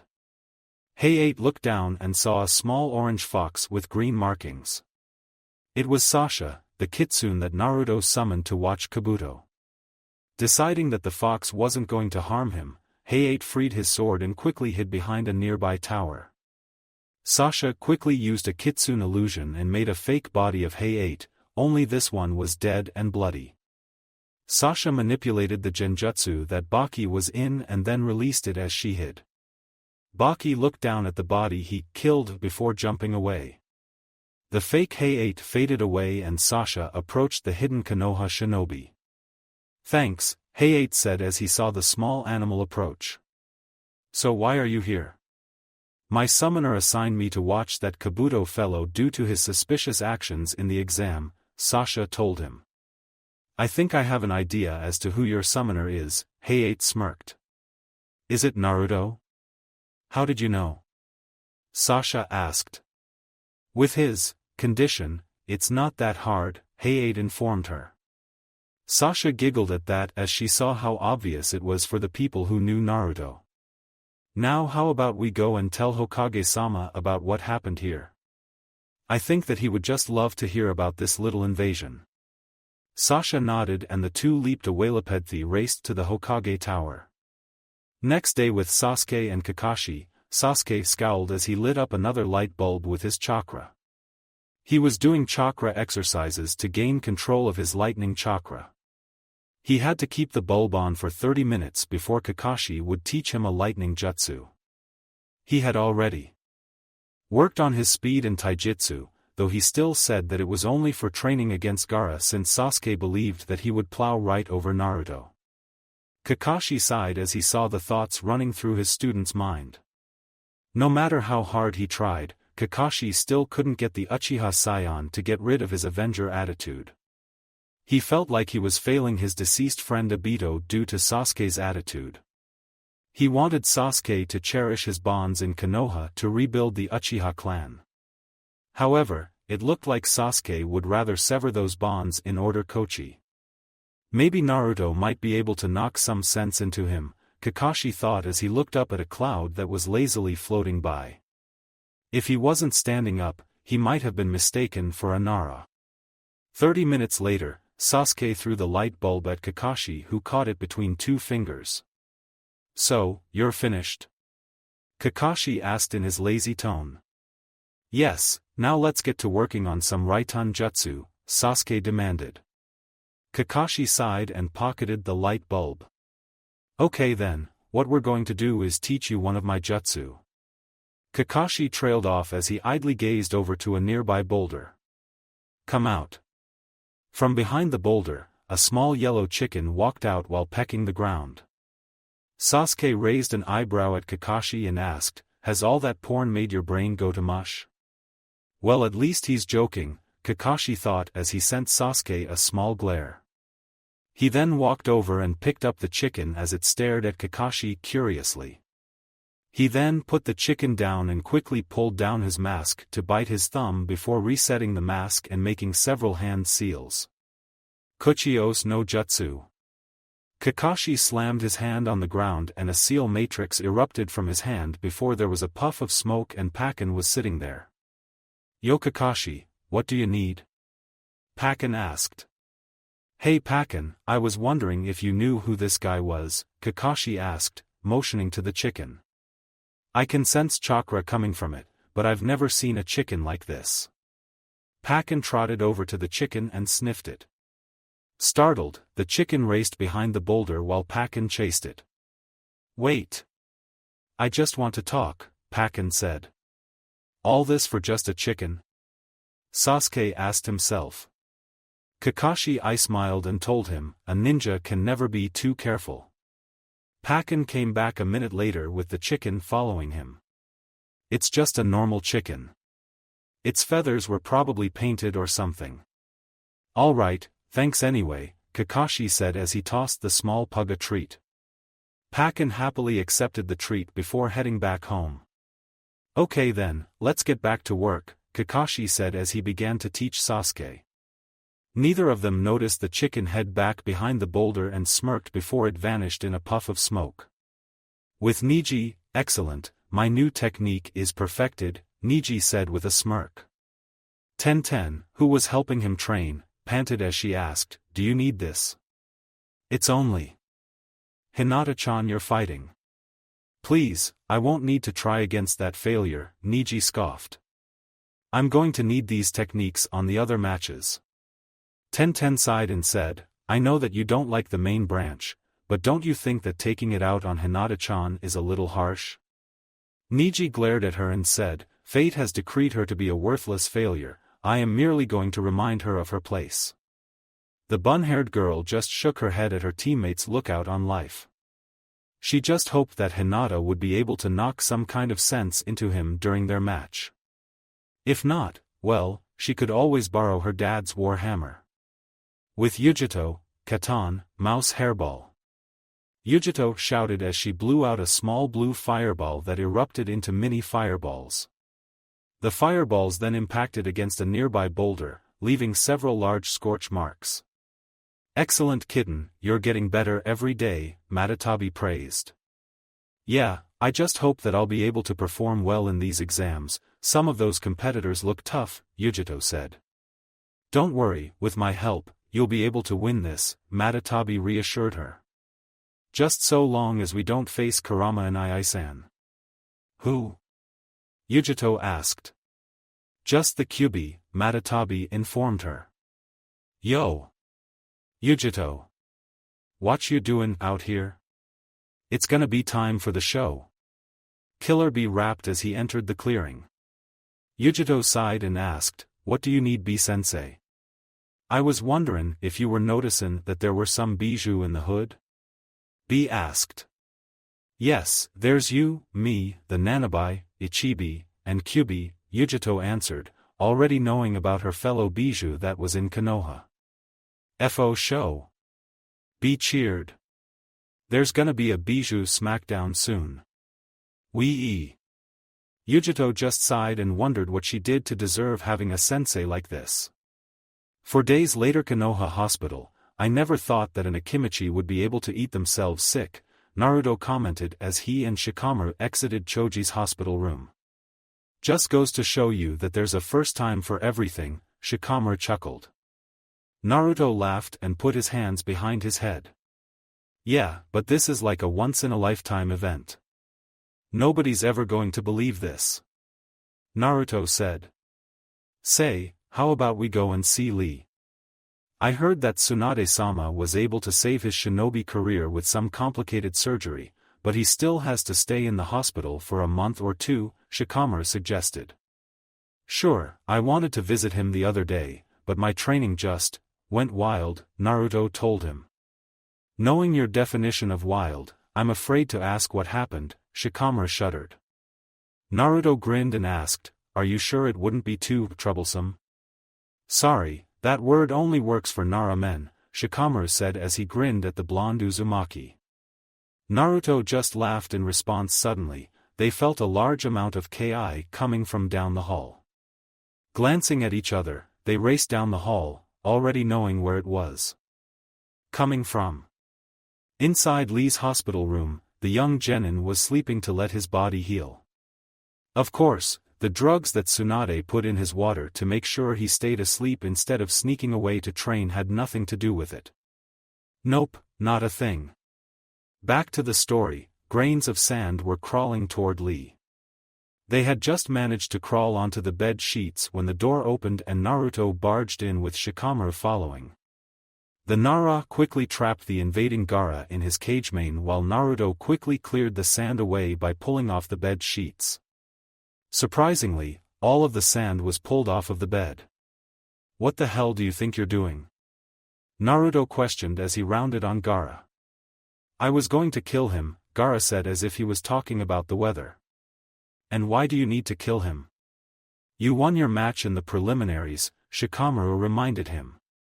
Gaara glanced at Nara out of the corner of his eye and said, I wanted to kill him because I felt like it. I need to kill to prove my existence. What kind of messed up crap is that? Naruto asked. And so Gaara told them of his life, and how he was turned into the being that he was today with his uncle's actions. He told them about how he needed to prove his existence by killing others and because his mother demanded blood. Tell Shikaku that his big brother's going to give him a pounding for his stupidity, Naruto growled out. He then walked up in front of Shikamaru and activated his Manjikyu Sharingan, giving the red-haired Jinchuriki a dark glare. Gaara gasped and clutched his head as he backed away from the window, Shikamaru letting him go, seeing that he wasn't going to do anything. You will prove my existence. I will enjoy killing you, Naruto Uzumaki. With that, the Suna Genin was left in a swirl of sand. Chunin Exam Stadium, the time had come. After an entire month of training, the Chunin exam finals were about to begin. Many people gathered here today. Some to see which village they would be able to rely on, others to get promotions, others because of an ulterior motive, some to prove their existence, and one because his mother made him. Any guesses as to who that last one was? Standing before all of the genin was Genma Shiranui. The Senbon Shuing Jounin was analyzing each of them as they awaited for the finals to begin. He saw Naruto conversing with Shino, Hinata, and Shikamaru. Fu and Yujito were talking about how excited they were for their match. Dosu and Kin were just standing silently, as were Gaara and Temari. Though the Suna Kunoichi seemed nervous about something other than the fights in Genma's eyes. And Sasuke Uchiha was the only one missing. In the stands, Kushina sat with Natsumi, Shizune, Hitomi, Hayashi, and Hanabi. While the Hyuga family would normally sit with their clan, they decided to separate themselves from the elders so they could watch Hinata without having to listen to the Hyuga elders' dislike of her. Are you nervous, Kushina-chan? Hitomi asked as she looked at her friend. Kinda, I'm just a little nervous about Naruto-kun facing Gaara, Kushina admitted. Hayashi raised an eyebrow and asked, shouldn't you be concerned with him facing the Uchiha? He's no pushover. The Uzumaki woman rolled her eyes and said, please. That spoiled brat won't be able to touch my Sochi. Not after the training he was put through. The Hyuga patriarch smirked and said, I don't know whom I should feel sorry for. Naruto for having to endure your training methods, or Sasuke because he's going to be Naruto's new punching bag. That's assuming he gets here, Shizune pointed out. Meanwhile, the two girls were chatting about how their siblings were going to crush the competition. The girls were sitting next to some signs that were placed on the seat by them, along with a PPP banner. Neichan's going to beat Niji and then beat everyone else, Hanabi declared. But what about Nisan? He's going to win the tournament, Natsumi asked. Hanabi thought for a moment and said, I know. Let's cheer for both Neichan and Nato Nai-san. Maybe they can win the tournament together. Natsumi smiled at the idea. Yeah. Then both of them can be happy. So Kurenai, Asuma began as he sat with his fellow Jounins and the genin who didn't make it. How do you think Hinata's going to do? Kurenai flashed him a grin that would have made Guy proud and told him, she's gonna give Niji the match of his life. So you have that much confidence in her? Asuma questioned. Enko swallowed a piece of dango and said, Smokey, she's gonna be dancing circles around the pretty boy. Up in the Kage booth, Hiruzen was sitting in his seat with Tsunade standing next to him. Looking to his left, he could see the muscular figure of the Raikage, followed by his right-hand man Darui. Raikage Dano, it's good to see you, Hiruzen greeted as he stood up to shake the man's hand. The feeling is mutual, Hokage Dano, said as he shook the Sandaime's hand. Tsunade, it's been a while. That it has, Tsunade replied. Oh? And when did you two meet? Hiruzen asked. It was a few years back when I was still running around. I think it was a while before Jiraiya convinced me to return. Anyway, I had helped the Raikage when he and some of his men were attacked. One of them had an exploding bug in his chest, Tsunade explained. By the way, you haven't had any complaints about any eccentric rapping, have you? An asked. No, why do you ask? Hiruzen asked. I got the urge to race here and beat B several times on our trip, answered. Just then, the Kazekage arrived with two of his guards. I hope your trip through the desert wasn't difficult, Kazekage Dano, Hiruzen said as he greeted the masked man.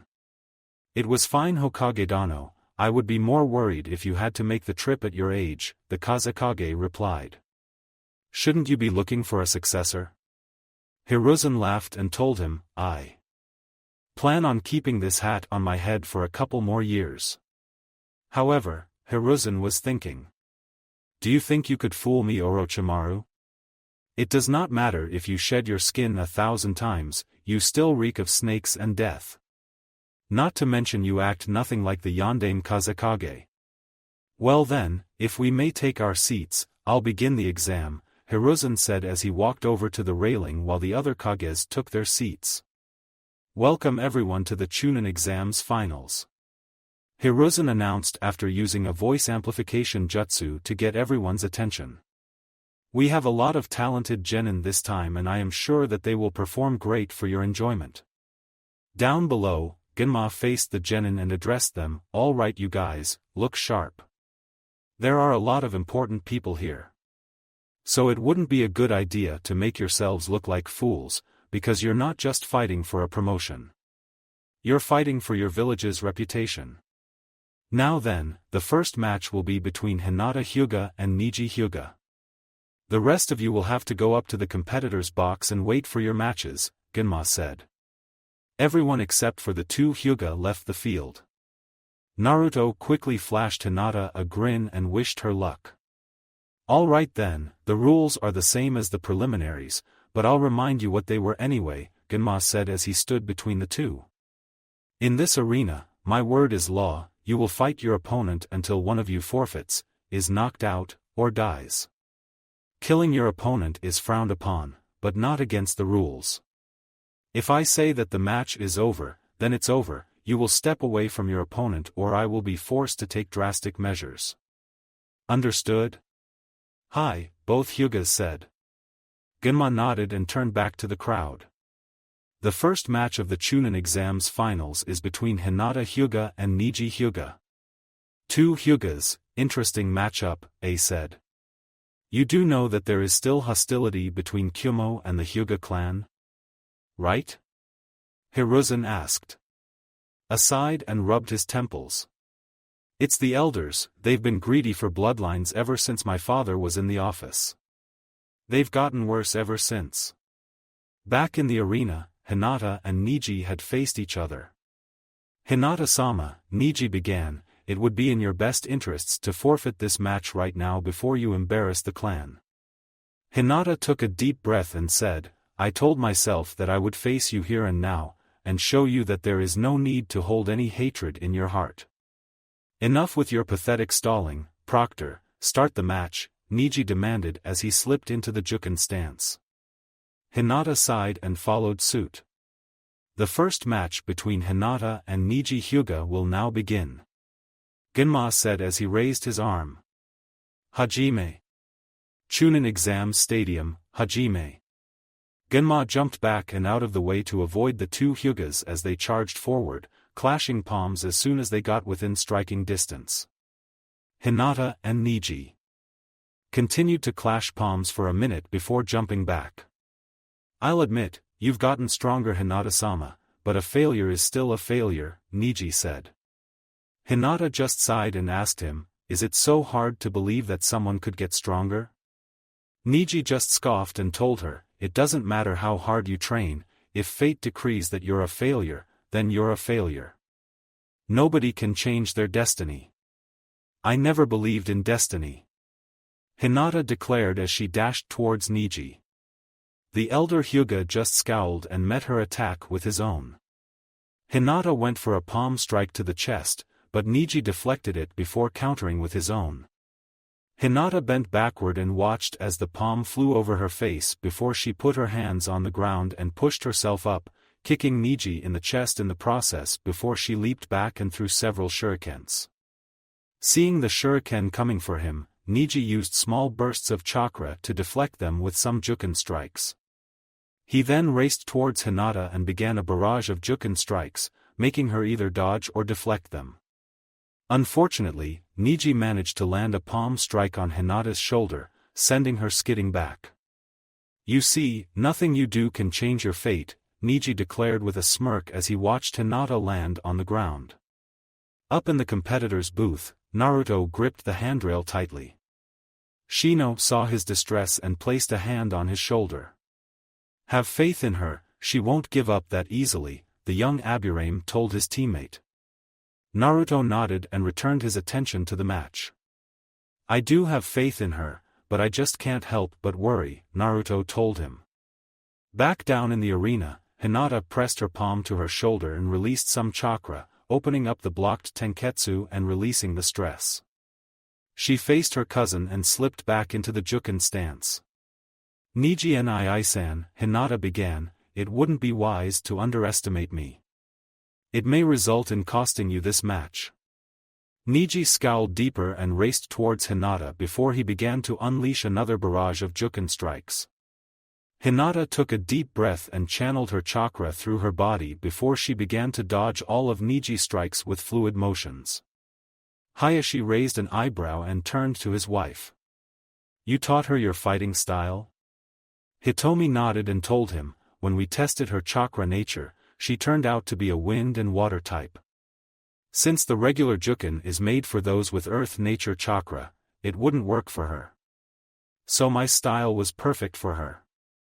"So it's not that she's not skilled in the Juken," Hayashi muttered. "It's more like she can't learn it like I couldn't," Hitomi confirmed. Hayashi sighed, "I was afraid that she was a bad student. But it's more like I'm a bad teacher for not checking her affinity." Hitomi placed her hand on top of his in a reassuring manner. "Good, Eni-chan." Hanabi cheered while she waved a sign of Hinata standing over a defeated Niji. Now it would be accurate if Hinata hadn't drawn Hinata with waist-length hair and larger proportions, specifically in the chest area. Back down in the arena, Niji was growing frustrated at the fact that Hinata seemed to be dancing around him. Seeing that his current attack was getting him nowhere, Niji leaped back to gain some distance. "What's the matter, Niji Nii-san? I thought that you were going to finish me off." Hinata asked in a taunting tone. "Oh, I will, fate has said that I will," Niji told her.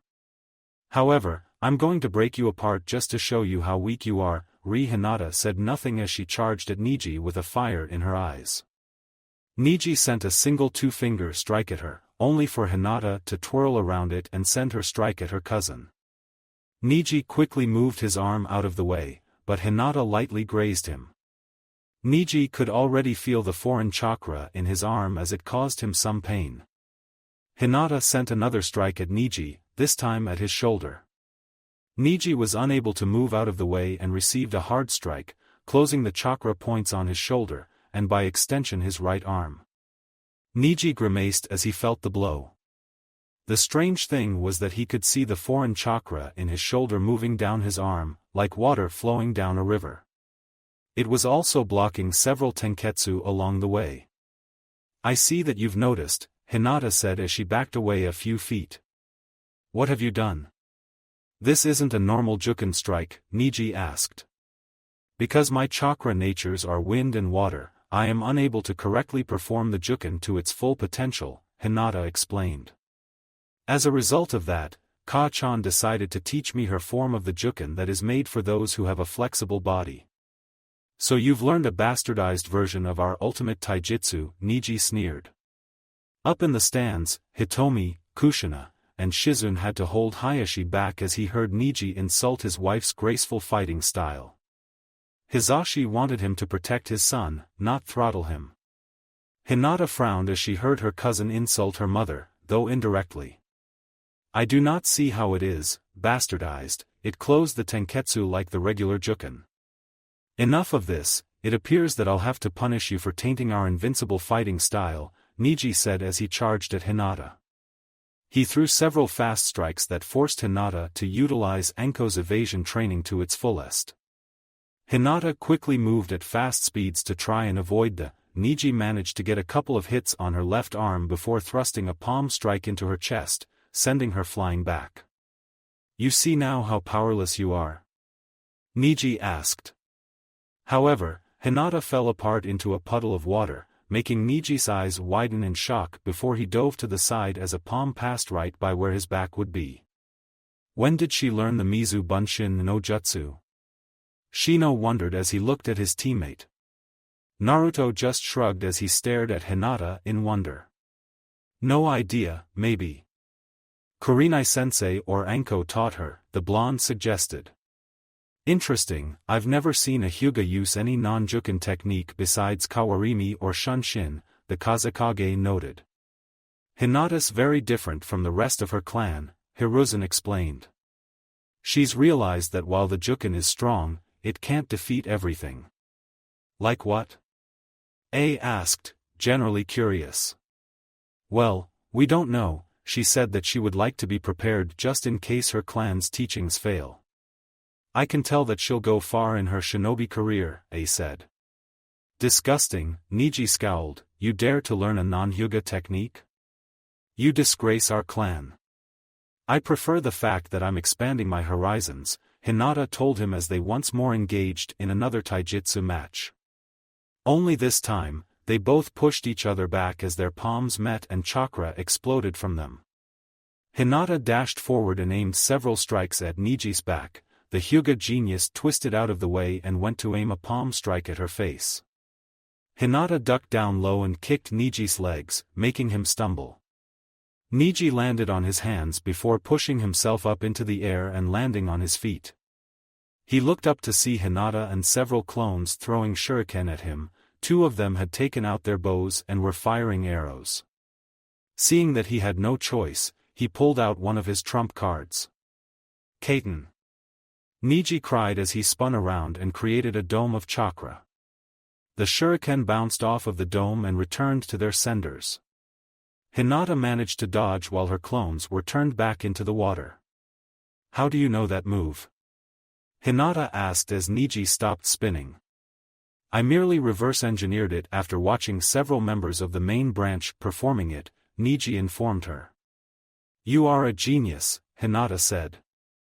And you are nothing but a failure that was lucky enough to be born into the main branch, Niji sneered.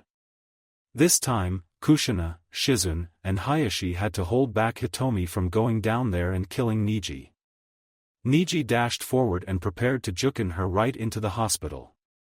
Hinata deflected his blow and aimed a kick at his side, however, Niji managed to catch her leg before he was forced to let go from another Mizu Bunshin that was firing arrows aimed at his shoulders. Niji jumped away and nailed the clone with a kunai before he landed away from Hinata. It's time to end this, Niji declared as he lowered himself into a particular stance, one that every Hyuga knew all too well. That's. Hayashi stood up with wide eyes. Hayashi, Hitomi began, how does he know that? Hayashi closed his eyes and said, he most likely reverse-engineered it after seeing it performed by one of the main branch as well. He is truly a prodigy. Do you think that Hinata will be all right? Shizun asked. Most likely, Hitomi told her. She should be able to avoid it. If not, well, she can always counter it. Hinata's eyes widened as she saw Niji's stance. She recognized it easily. Having seen her father perform the same technique several times. In response, she slipped into a stance that was similar to the one Niji was in. The only difference was that her limbs were slightly bent and it wasn't as stiff as Niji's. Juken, Hack Rokujunyan Sho. Niji cried as he dashed towards Hinata. Juho, Hack Rokujunyan Sho. Hinata cried as she dashed towards Niji as well. Ni Sho. Both of them cried as they deflected each other's strikes. Yan Sho. Again their strikes were deflected. Hachi Sho. Now, Niji slipped up as Hinata had paused in her attack and danced around his strikes, making him stumble before she began to strike his tenketsu while he was unable to stop it. Ju Roku Sho. Sunju Ni Sho. Rokujunyan Sho.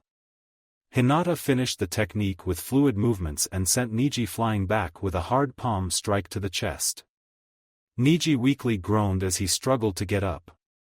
He looked up and saw Hinata looking back at him with hints of sadness in her eyes. I hope that now you understand Niji and I-san, Hinata started. Understand that fate is never set in stone. How? Niji asked. How were you, able to get strong. Hinata gave him a small smile and said, because I decided to become stronger so I could support my friends. Genma walked over to Niji and said, even a caged bird can be free if he picks at the lock long enough. Your cage is no different. The winner of the first match is Hinata Hyuga. Genma declared as the stadium erupted into cheers. Hinata looked and saw that her family was applauding her and her sister was hugging Natsumi out of joy. She looked over at the contestants' box and saw that Naruto was leaping up and down with happiness while Shino, Fu, Yujito, and Temari applauded her. As he walked past Niji who was sitting up, she knelt and whispered, by the way, Ni-san, just know that I could have ended the match with one move if you made me angry enough. Niji gulped and smiled nervously as he watched her leave. No way. Lee whispered. Niji lost. He was cleared to come to the arena to watch the matches, but he would have to go back afterward. Wow, who knew that Hinata was that good? Ino asked. I mean, I knew that she was the best of the girls in taijutsu, but still. Kurenai-chan and Enko put her through some hard training, Asuma said. Oh, it wasn't just me and Enko-chan, Hitomi-sama helped as well, Kurenai told her fellow jounin. You student is overflowing with the power of youth. Guy declared. Kurenai's sweat dropped and chuckled nervously as she tried to put Asuma between herself and the spandex-wearing jounin. Makes me wonder how the rest of your team will do, Asuma said. Kurenai just gave him a grin as she imagined herself winning the whole contest all of the jounin sensei made. Very interesting, it looks like she's developed her version of the juken, A said. It looks like Hitomi decided to teach Hinata her fighting style, Hiruzen said. The Kazekage raised an eyebrow and asked, what kind of fighting style? Hitomi had developed her version of the juken, called the Juho. It performs the same function as the regular juken as it shuts down the chakra network. The only difference is that the Juho uses flowing movements while the juken is more of a straightforward attack. So it looks like some of the Hyuga can break away from traditions and all that crap, A muttered. Hiruzen's sweat dropped at the blunt statement. Tsunade just giggled at how the rakeage was just as blunt as she is. So, I'd like to put in my vote for Hinata Hyuga to become a chunin. She displayed great abilities and was able to overcome a clan prodigy. She also showed that she was able to perform some kind of medical jutsu, as she opened the closed tenketsu in the shoulder with only minimal pain, Hiruzen said. I'll hold my vote. For now, I'd like to see how she would do against whomever she fights next, the Kazekage said. Me as well, A told him. But what of the other one, Niji? He displayed great potential as he was able to perform a difficult technique. He may have the potential when it comes to strength, but I'd like him to grow a bit more in the mental department, Hiruzen explained. Perhaps next time he won't be so fixated on fate. 2. Great job Hinata-chan. Naruto congratulated as he gave the Hyuga heiress a giant megawatt grin. Said the heiress just blushed under the praise as she walked over to her teammate. Thank you Naruto-kun, Hinata said. She took her place next to the blonde as they stood over the railings. Nice move, something new? Fu asked as she stood on the other side of Hinata. Oh, yes. It's something that Ka-chan taught me. Hinata then went on to explain how the juken wasn't right for her, so Hitomi decided to teach her daughter her version of the juken. Wow, I never knew that Aunt Hitomi was that good, Naruto said in surprise. Wait, she's your aunt? Fu asked. Naruto waved her off. Nah, she just treats me like family, and since I'm an orphan, I decided to call her aunt. Not to mention she is practically family, especially since she's your godmother, Kurama reminded him. Over the month-long break, Naruto decided to ask Kushina if he had a godmother since he had a godfather. The elder Uzumaki informed him that Hitomi was asked to be his godmother and that she accepted the job with joy. 1. Shino and Dosu had made their way down to the arena and faced each other. Neither one said anything as they were mostly silent types. The second match between Shino Aburame and Dosu Kinyuta will now begin. Hajime. Genma declared. The crowd cheered as both fighters faced off. Shino and Dosu began to circle each other, waiting to see who would make the first move as a gentle breeze blew through the area. Seeing it to be a signal, both combatants raced forward and threw a punch.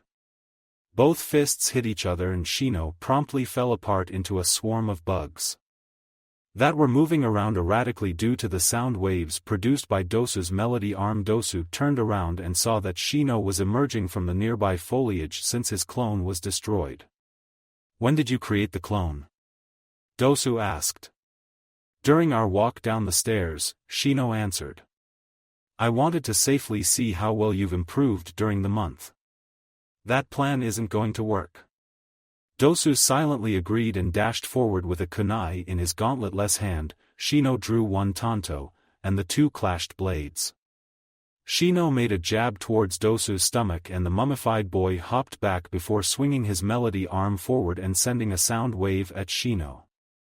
Shino pumped chakra into his feet and jumped high into the air as the sound waves impacted against the ground he once occupied. Shino sent a swarm of insects at Dosu. The Oto Genin jumped back while flipping a kunai into the air. Shino's eyes widened as he saw the explosion tag and quickly recalled his insects. Unfortunately, nearly half of the swarm he sent out was caught in the blast and incinerated. The Aburame heir cursed in his mind as he felt all of those connections fading away. He realized that he needed to be more careful as Dosu was full of surprises. Speaking of Dosu, the Oto Genin was charging toward him while pumping chakra into his gauntlet. Shino quickly threw several shurikens that caused Dosu to stumble and lose focus of his gathered chakra. "Wow! Shino's gotten stronger over this break," Naruto said as he watched Shino and Dosu trade blows as the two had once again clashed kunai and sword. Hinata nodded in agreement. "Still, I wonder what else Shino has. I ran into him over the month and we spoke. He said that he had a secret weapon that he was very eager to learn." Naruto shrugged and said, "Guess we'll just have to wait and see." Feeling a pair of eyes focused on him, Naruto turned to see Gaara with a hungry look in his eyes. "Stop giving me that look," Naruto demanded. "Mother will have your blood, Uzumaki," Gaara exclaimed insanely. Naruto narrowed his eyes and said, "Since you're talking about your mother, give her this message from an old friend of hers. If I find out that you're causing problems, you damn tanuki, I'm gonna turn you to the glass again." Inside Gaara's seal, Shikaku paled greatly and shivered as he remembered who turned him into glass countless times in the past. Over in Fu, Chome gasped in shock as he also remembered who had turned Shikaku into the glass. Is he the one? The one who would be able to sign the contract? It's possible that Kurama and Iisan told him what to say, but I'm hoping for him to have the contract, Chome thought. Matatabi had similar thoughts from within Yujito. Back in the arena, Shino ducked under Dosu's kunai before aiming to incapacitate him by slicing up his legs. Dosu jumped up before landing a kick against Shino's chest, sending the shades-wearing genin back a few feet. Shino mentally cursed. In frustration, he wasn't able to get many insects onto Dosu as their buzzing alerted the Oto Genin with his ability to detect sounds. He was only able to get about a dozen of them, not enough to do even the minimal damage on a genin's chakra levels. "I'm afraid that you'll have to do better than that," Dosu said. "You may have a few insects on me, but I can tell that they're not affecting my chakra all that much. Your skill to detect the buzzing of my insects is making it difficult to get them on you," Shino told him. Dosu just smirked under his bandages before he pulled back his right arm and charged it with chakra. "I suggest that you surrender now, this next move might turn you into a deaf man," Dosu told him. "Giving up has never been an option to me," Shino said. "I'm going to win here." Dosu sighed. "I gotta learn to stop preaching to the choir." He sent his fist forward as his melody arm began to let out sound waves. Shino quickly threw a kunai at the melody arm and listened to the sound clang that rang through the stadium as soon as the knife hit the device. Arg! Dosu screamed in pain as he clutched his head. Shino winced as the sound reached him, but it wasn't as bad as being at ground zero as his adversary was. What did you do? Dosu yelled. It's quite simple, Shino began. During the month we had to train, I took some time to experiment and see if there was any way to counter your sound attacks. I discovered that if I were to hit your gauntlet with another metal while you were making any of your sound attacks, the sound waves would be disrupted. And now I also see that it harms you as well as the sound waves would go out of control and hurt you the most since you're at ground zero. He's a bright young boy, the Kazekage said. I can see that he'll have the intelligence to rival a young Nara in the future. Why only a young Nara? An asked. Hiruzen smirked and told him, because it's nearly impossible to outsmart an adult Nara. Only the Sandaime Hokage was able to do so at least twice during a shogi match between him and Shikaku Nara. I would have paid to see that, chuckled as he shook his head. Though I am curious as to why he is wielding swords, I always thought that the Aburame preferred to fight from a distance, the Kazekage stated. Some of them have decided to try other fighting styles. Shino has been learning kinjutsu from a cousin of his who also practices with swords, the Sandaime explained. Dosu growled as the ringing in his ears faded away and he glared at Shino. Though the ringing had disappeared, he couldn't use his sound detection technique to listen for any of Aburame's bugs. This might not end well for me, Dosu thought as he pulled out two kunai and held them in a reverse grip. Shino tightened his grip on his swords before he dashed forward. Dosu raised his kunai just in time to stop Shino from slicing his arms. Once again, the two had engaged in a heated match of blades. Sparks were seen as the metal clashed against each other. Shino jumped back as Dosu leaped forward while trying to land a winning hit on the bug user. Dosu overextended his swipe and tripped over his feet. Shino capitalized on this and moved in quickly. He zipped behind Dosu and pulled back on the mummy's large coat before placing a sword at his neck. Using his free arm, he grabbed Dosu's left arm while his insects flooded the melody arm. I suggest that you surrender now, Shino said. Dosu tried to think of a way out of this, but all of his options were eliminated. He couldn't throw a kunai or metal object at his melody arm to create any sound, and even if he could, he would just end up like Zaku after his match. The Oto Genin sighed, I concede. Genma stepped in and announced, the winner of the second match is Shino Aburame. The crowd cheered for another Konoha victory. Shino silently waved to the crowd before he pulled Dosu to his feet. Why are you helping me? The Oto Genin asked. You may have been my opponent, but that does not mean that I have to dismiss you as an inferior opponent, Shino told him. That would be poor sportsmanship on my part. Dosu just stared at him with a confused expression before Shino walked away. The medics asked if Dosu needed any assistance, but he just brushed them off as he would be fine. Konoha is very different from Oto, Dosu thought. But strangely, it seems to be a good kind of difference. As soon as Shino entered the competitor's box, he was pulled into a group hug by Naruto who had already had his arm around Hinata. Yes. That's 2 wins for Team 8. Naruto cheered. We're going to dominate these exams. Even though I am pleased with the fact that Team 8 has already won half of its matches, can you please let go so Hinata and I can breathe? Shino asked as he eyed the red-faced Hyuga. Even though she had stopped blushing, she couldn't help it this time since she practically face-to-face with Naruto. Oops, sorry guys, Naruto said sheepishly as he let go of his teammates. Hinata took deep calming breaths to prevent herself from fainting. Off to the side, Fu and Yujito were talking amongst themselves. Man, I never thought that Team 8 would be so strong, Fu said. I mean, I knew that they were strong in the preliminaries, but now it's like they're completely different. Makes you wonder what training they were put through, Yujito muttered. So how did your training over the month go? Fu scowled and said, "It would have been great if I had a caring human teacher. Komi-kun was the only one who could teach me anything since the rest of my team decided to go home." Yujito sighed as she was expecting something like this. "Don't worry, one day they'll see just how important to the village you are."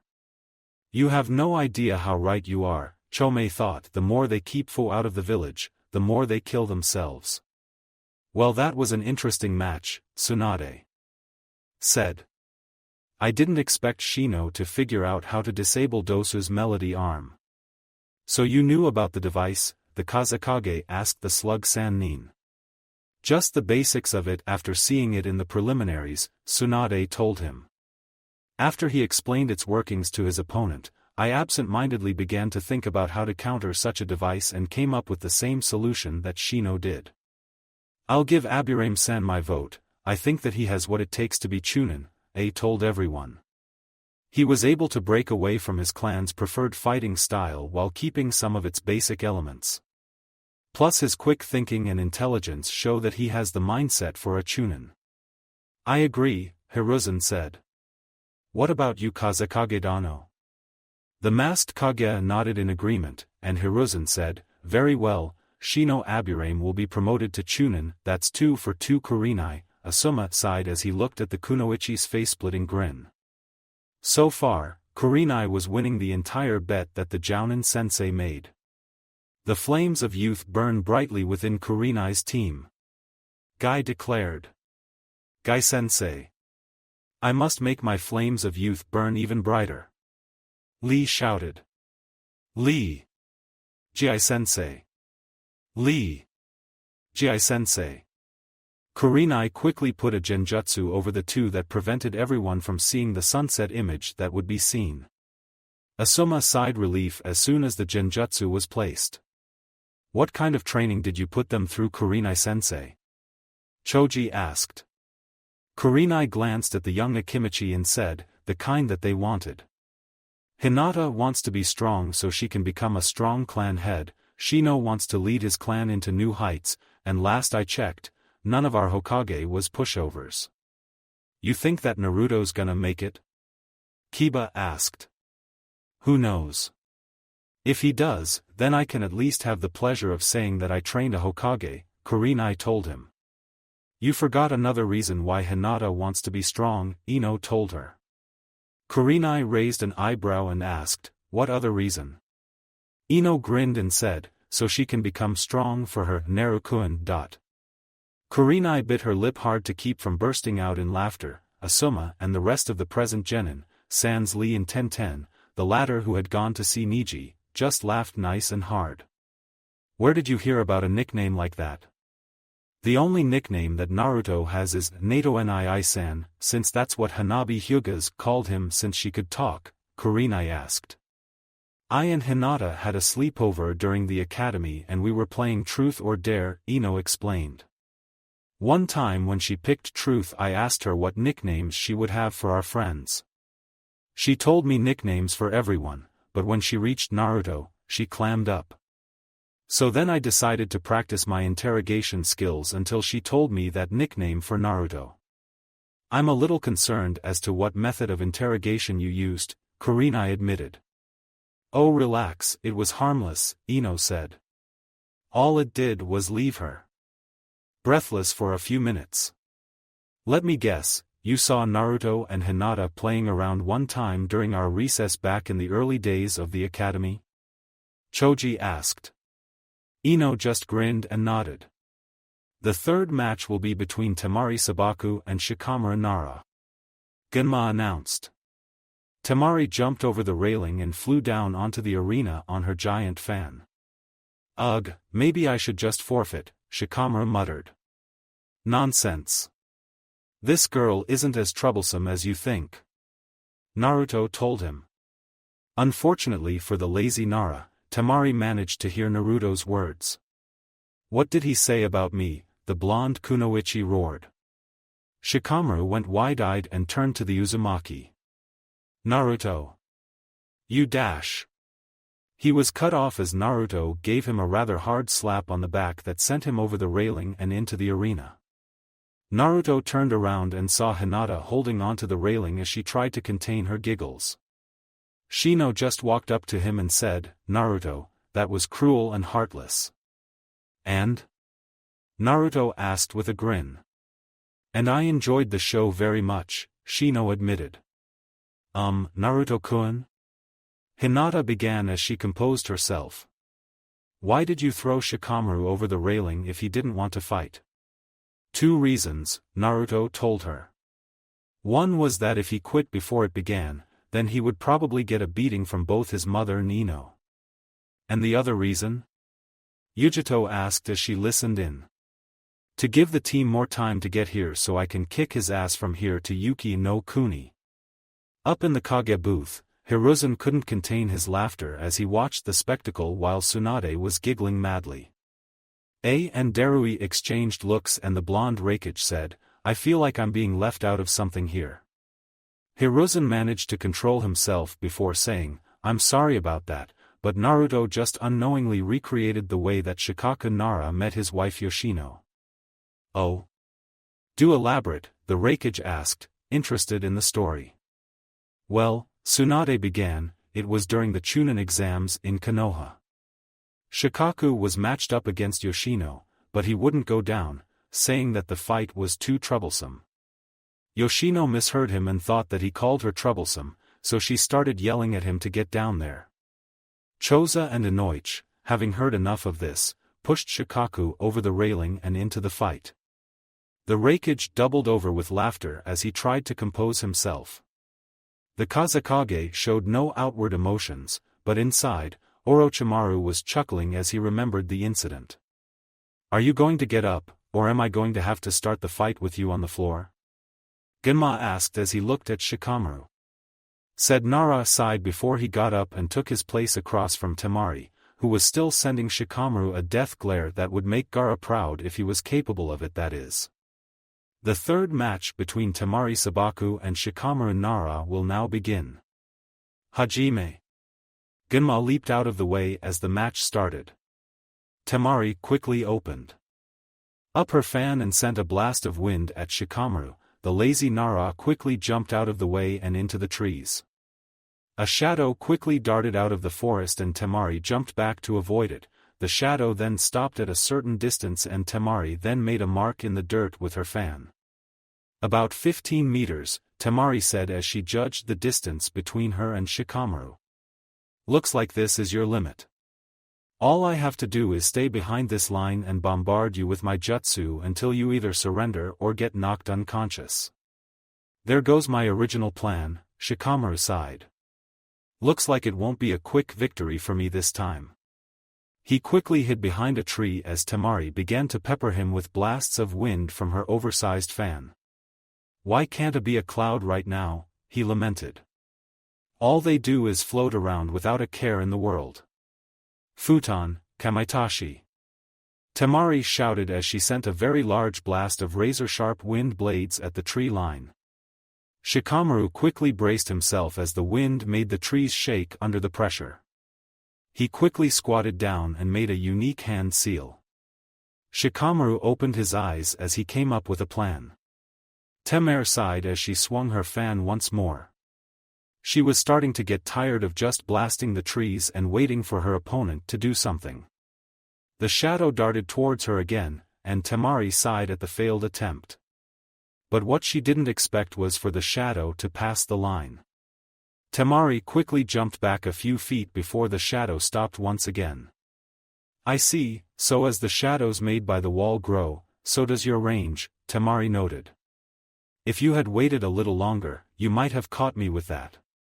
Suddenly she saw a small circular shadow on the floor. She looked up and saw that Shikamaru's jacket was floating in the air tied to a kunai. Quickly realizing something, she looked down and saw Shikamaru's shadow speeding towards her after it connected with the jacket's shadow. She quickly jumped back a great distance until the shadow stopped. "You almost had me with that one too," Temari said as she landed. "But you'll have to do better than that to beat me." Shikamaru sighed as he mentally marked that plan as a failure. He pulled out several kunai with explosion tags and threw them at Temari from behind the tree. The Suna genin batted them away with the wind, but instead of there being any explosions, they released a large green smokescreen. Does he think that some smoke is gonna stop me? Temari asked herself. All I have to do is dash. She was cut off as she felt a burning sensation in her eyes and throat. She tried to blink away the tears and cough out the fire in her mouth, but to no avail. He still had those? Naruto wondered. What is that? Fu asked. A special smoke bomb that I made during my days in the academy, Naruto answered.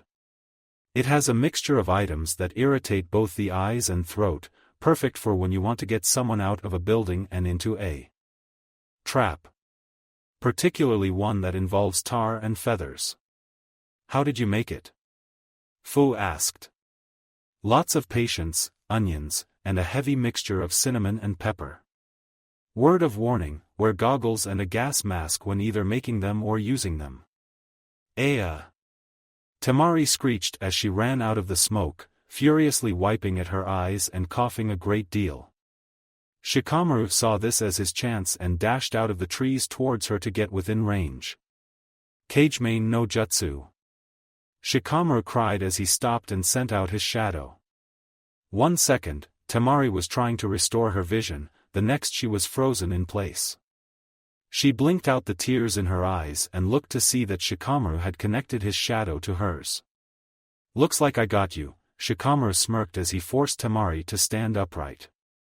He saw that she had unintentionally dropped her fan in the smoke, so he couldn't threaten to bash her head with it. Shikamaru sighed and raised his hand in the air, making Temari do the same. He lazily glanced around before taking in a deep breath. Troublesome, I give up. What? Temari yelled. Shikamaru sighed and said, I'm practically out of chakra anyway, I can't hold this for any longer. So I'm throwing in the towel here. Winner by forfeit, Temari Sabaku. Genma announced. The crowd booed and began to throw garbage at Shikamaru, who did nothing to deflect them as it was too troublesome. Why am I not surprised? Naruto sighed. We just know Shikamaru all that well, Shino told him. Yujito looked between the two. Was he supposed to do that? He's a Nara, I'm just surprised he didn't do it in the preliminaries, Naruto told her. As I expected, Hiruzen sighed. I'm just surprised that he didn't quit right away. I'm rather disappointed, A said. He had her right where he wanted her and he just quit. I was, however, surprised by his plan to distract her. What was that smoke bomb anyway? It was a special smoke bomb that was made by our resident prank master, Naruto Uzumaki, Hiruzen said with a grin. If I remember correctly, it was a mixture of onions and a lot of pepper and cinnamon. I'm a little disappointed with how easily my daughter was defeated, the Kazekage muttered. I think that she did just fine, Hiruzen said. So I think that I'd like to vote for both of them to be promoted. They were both very calculating and strong in their ways. I'm going to give my vote to the girl. I would like for the Nara to at least grow some more as it would benefit him in the long run, A said. Oh, don't worry, I'm planning on bringing all of the Konoha genin together to toughen them up, Tsunade said. Will you be having Jiraiya assist you? I heard from Yujito that he was in the village, and asked. Depends if I can get his perverted ass away from the hot springs long enough, Tsunade grumbled. If not, I'm sure that I can find a good replacement. I think I'll give them my vote as well, my daughter has a high talent for futon jutsu and is on her way to being one of the most skilled in Suna. Plus her strategic thinking is an excellent bonus, the Kazekage said. And the Nara shows promise as a future commander. Then both Temari and Shikamaru will be promoted to Chunin, Hiruzen said. You! Temari shouted as she raced up to the contestants' box and pointed at Naruto. Me, was all Naruto could ask before Temari was in his face. Shino wisely backed away from the red-faced Hinata who was glaring lasers into the back of Temari's head. You bribed him to forfeit, didn't you? Temari accused him. Now wait just a minute. Naruto said as he pushed Temari back. I threw him in there for both your benefit and my own. He was going to quit when he was up here, that would have prevented you from showing your skills to the judges, and given Uchiha team less time to get here. Temari blushed in embarrassment and backed away. Oh, sorry. That was all she said before retreating to the other side of the arena. Fu and Yujito had already made their way down to the arena and stood before each other. Both had confident grins on their faces as they awaited the start of their match. The fourth match will be between Fu of Taki and Yujito Ni of Kyumo. Genma announced. The crowd's cheers were not as loud as before, but that was to be expected since no Konoha genin were fighting. You ready? Fu asked as she lowered herself. I should be asking you that question, Yujito told her with a smirk. Hajime. Thank you for watching. I hope you enjoyed it. Make sure to like and subscribe, and don't forget to share this video with your friends. Guys, make sure to help the author by visiting the link in the description. This is Fox Sage, and I'm signing off.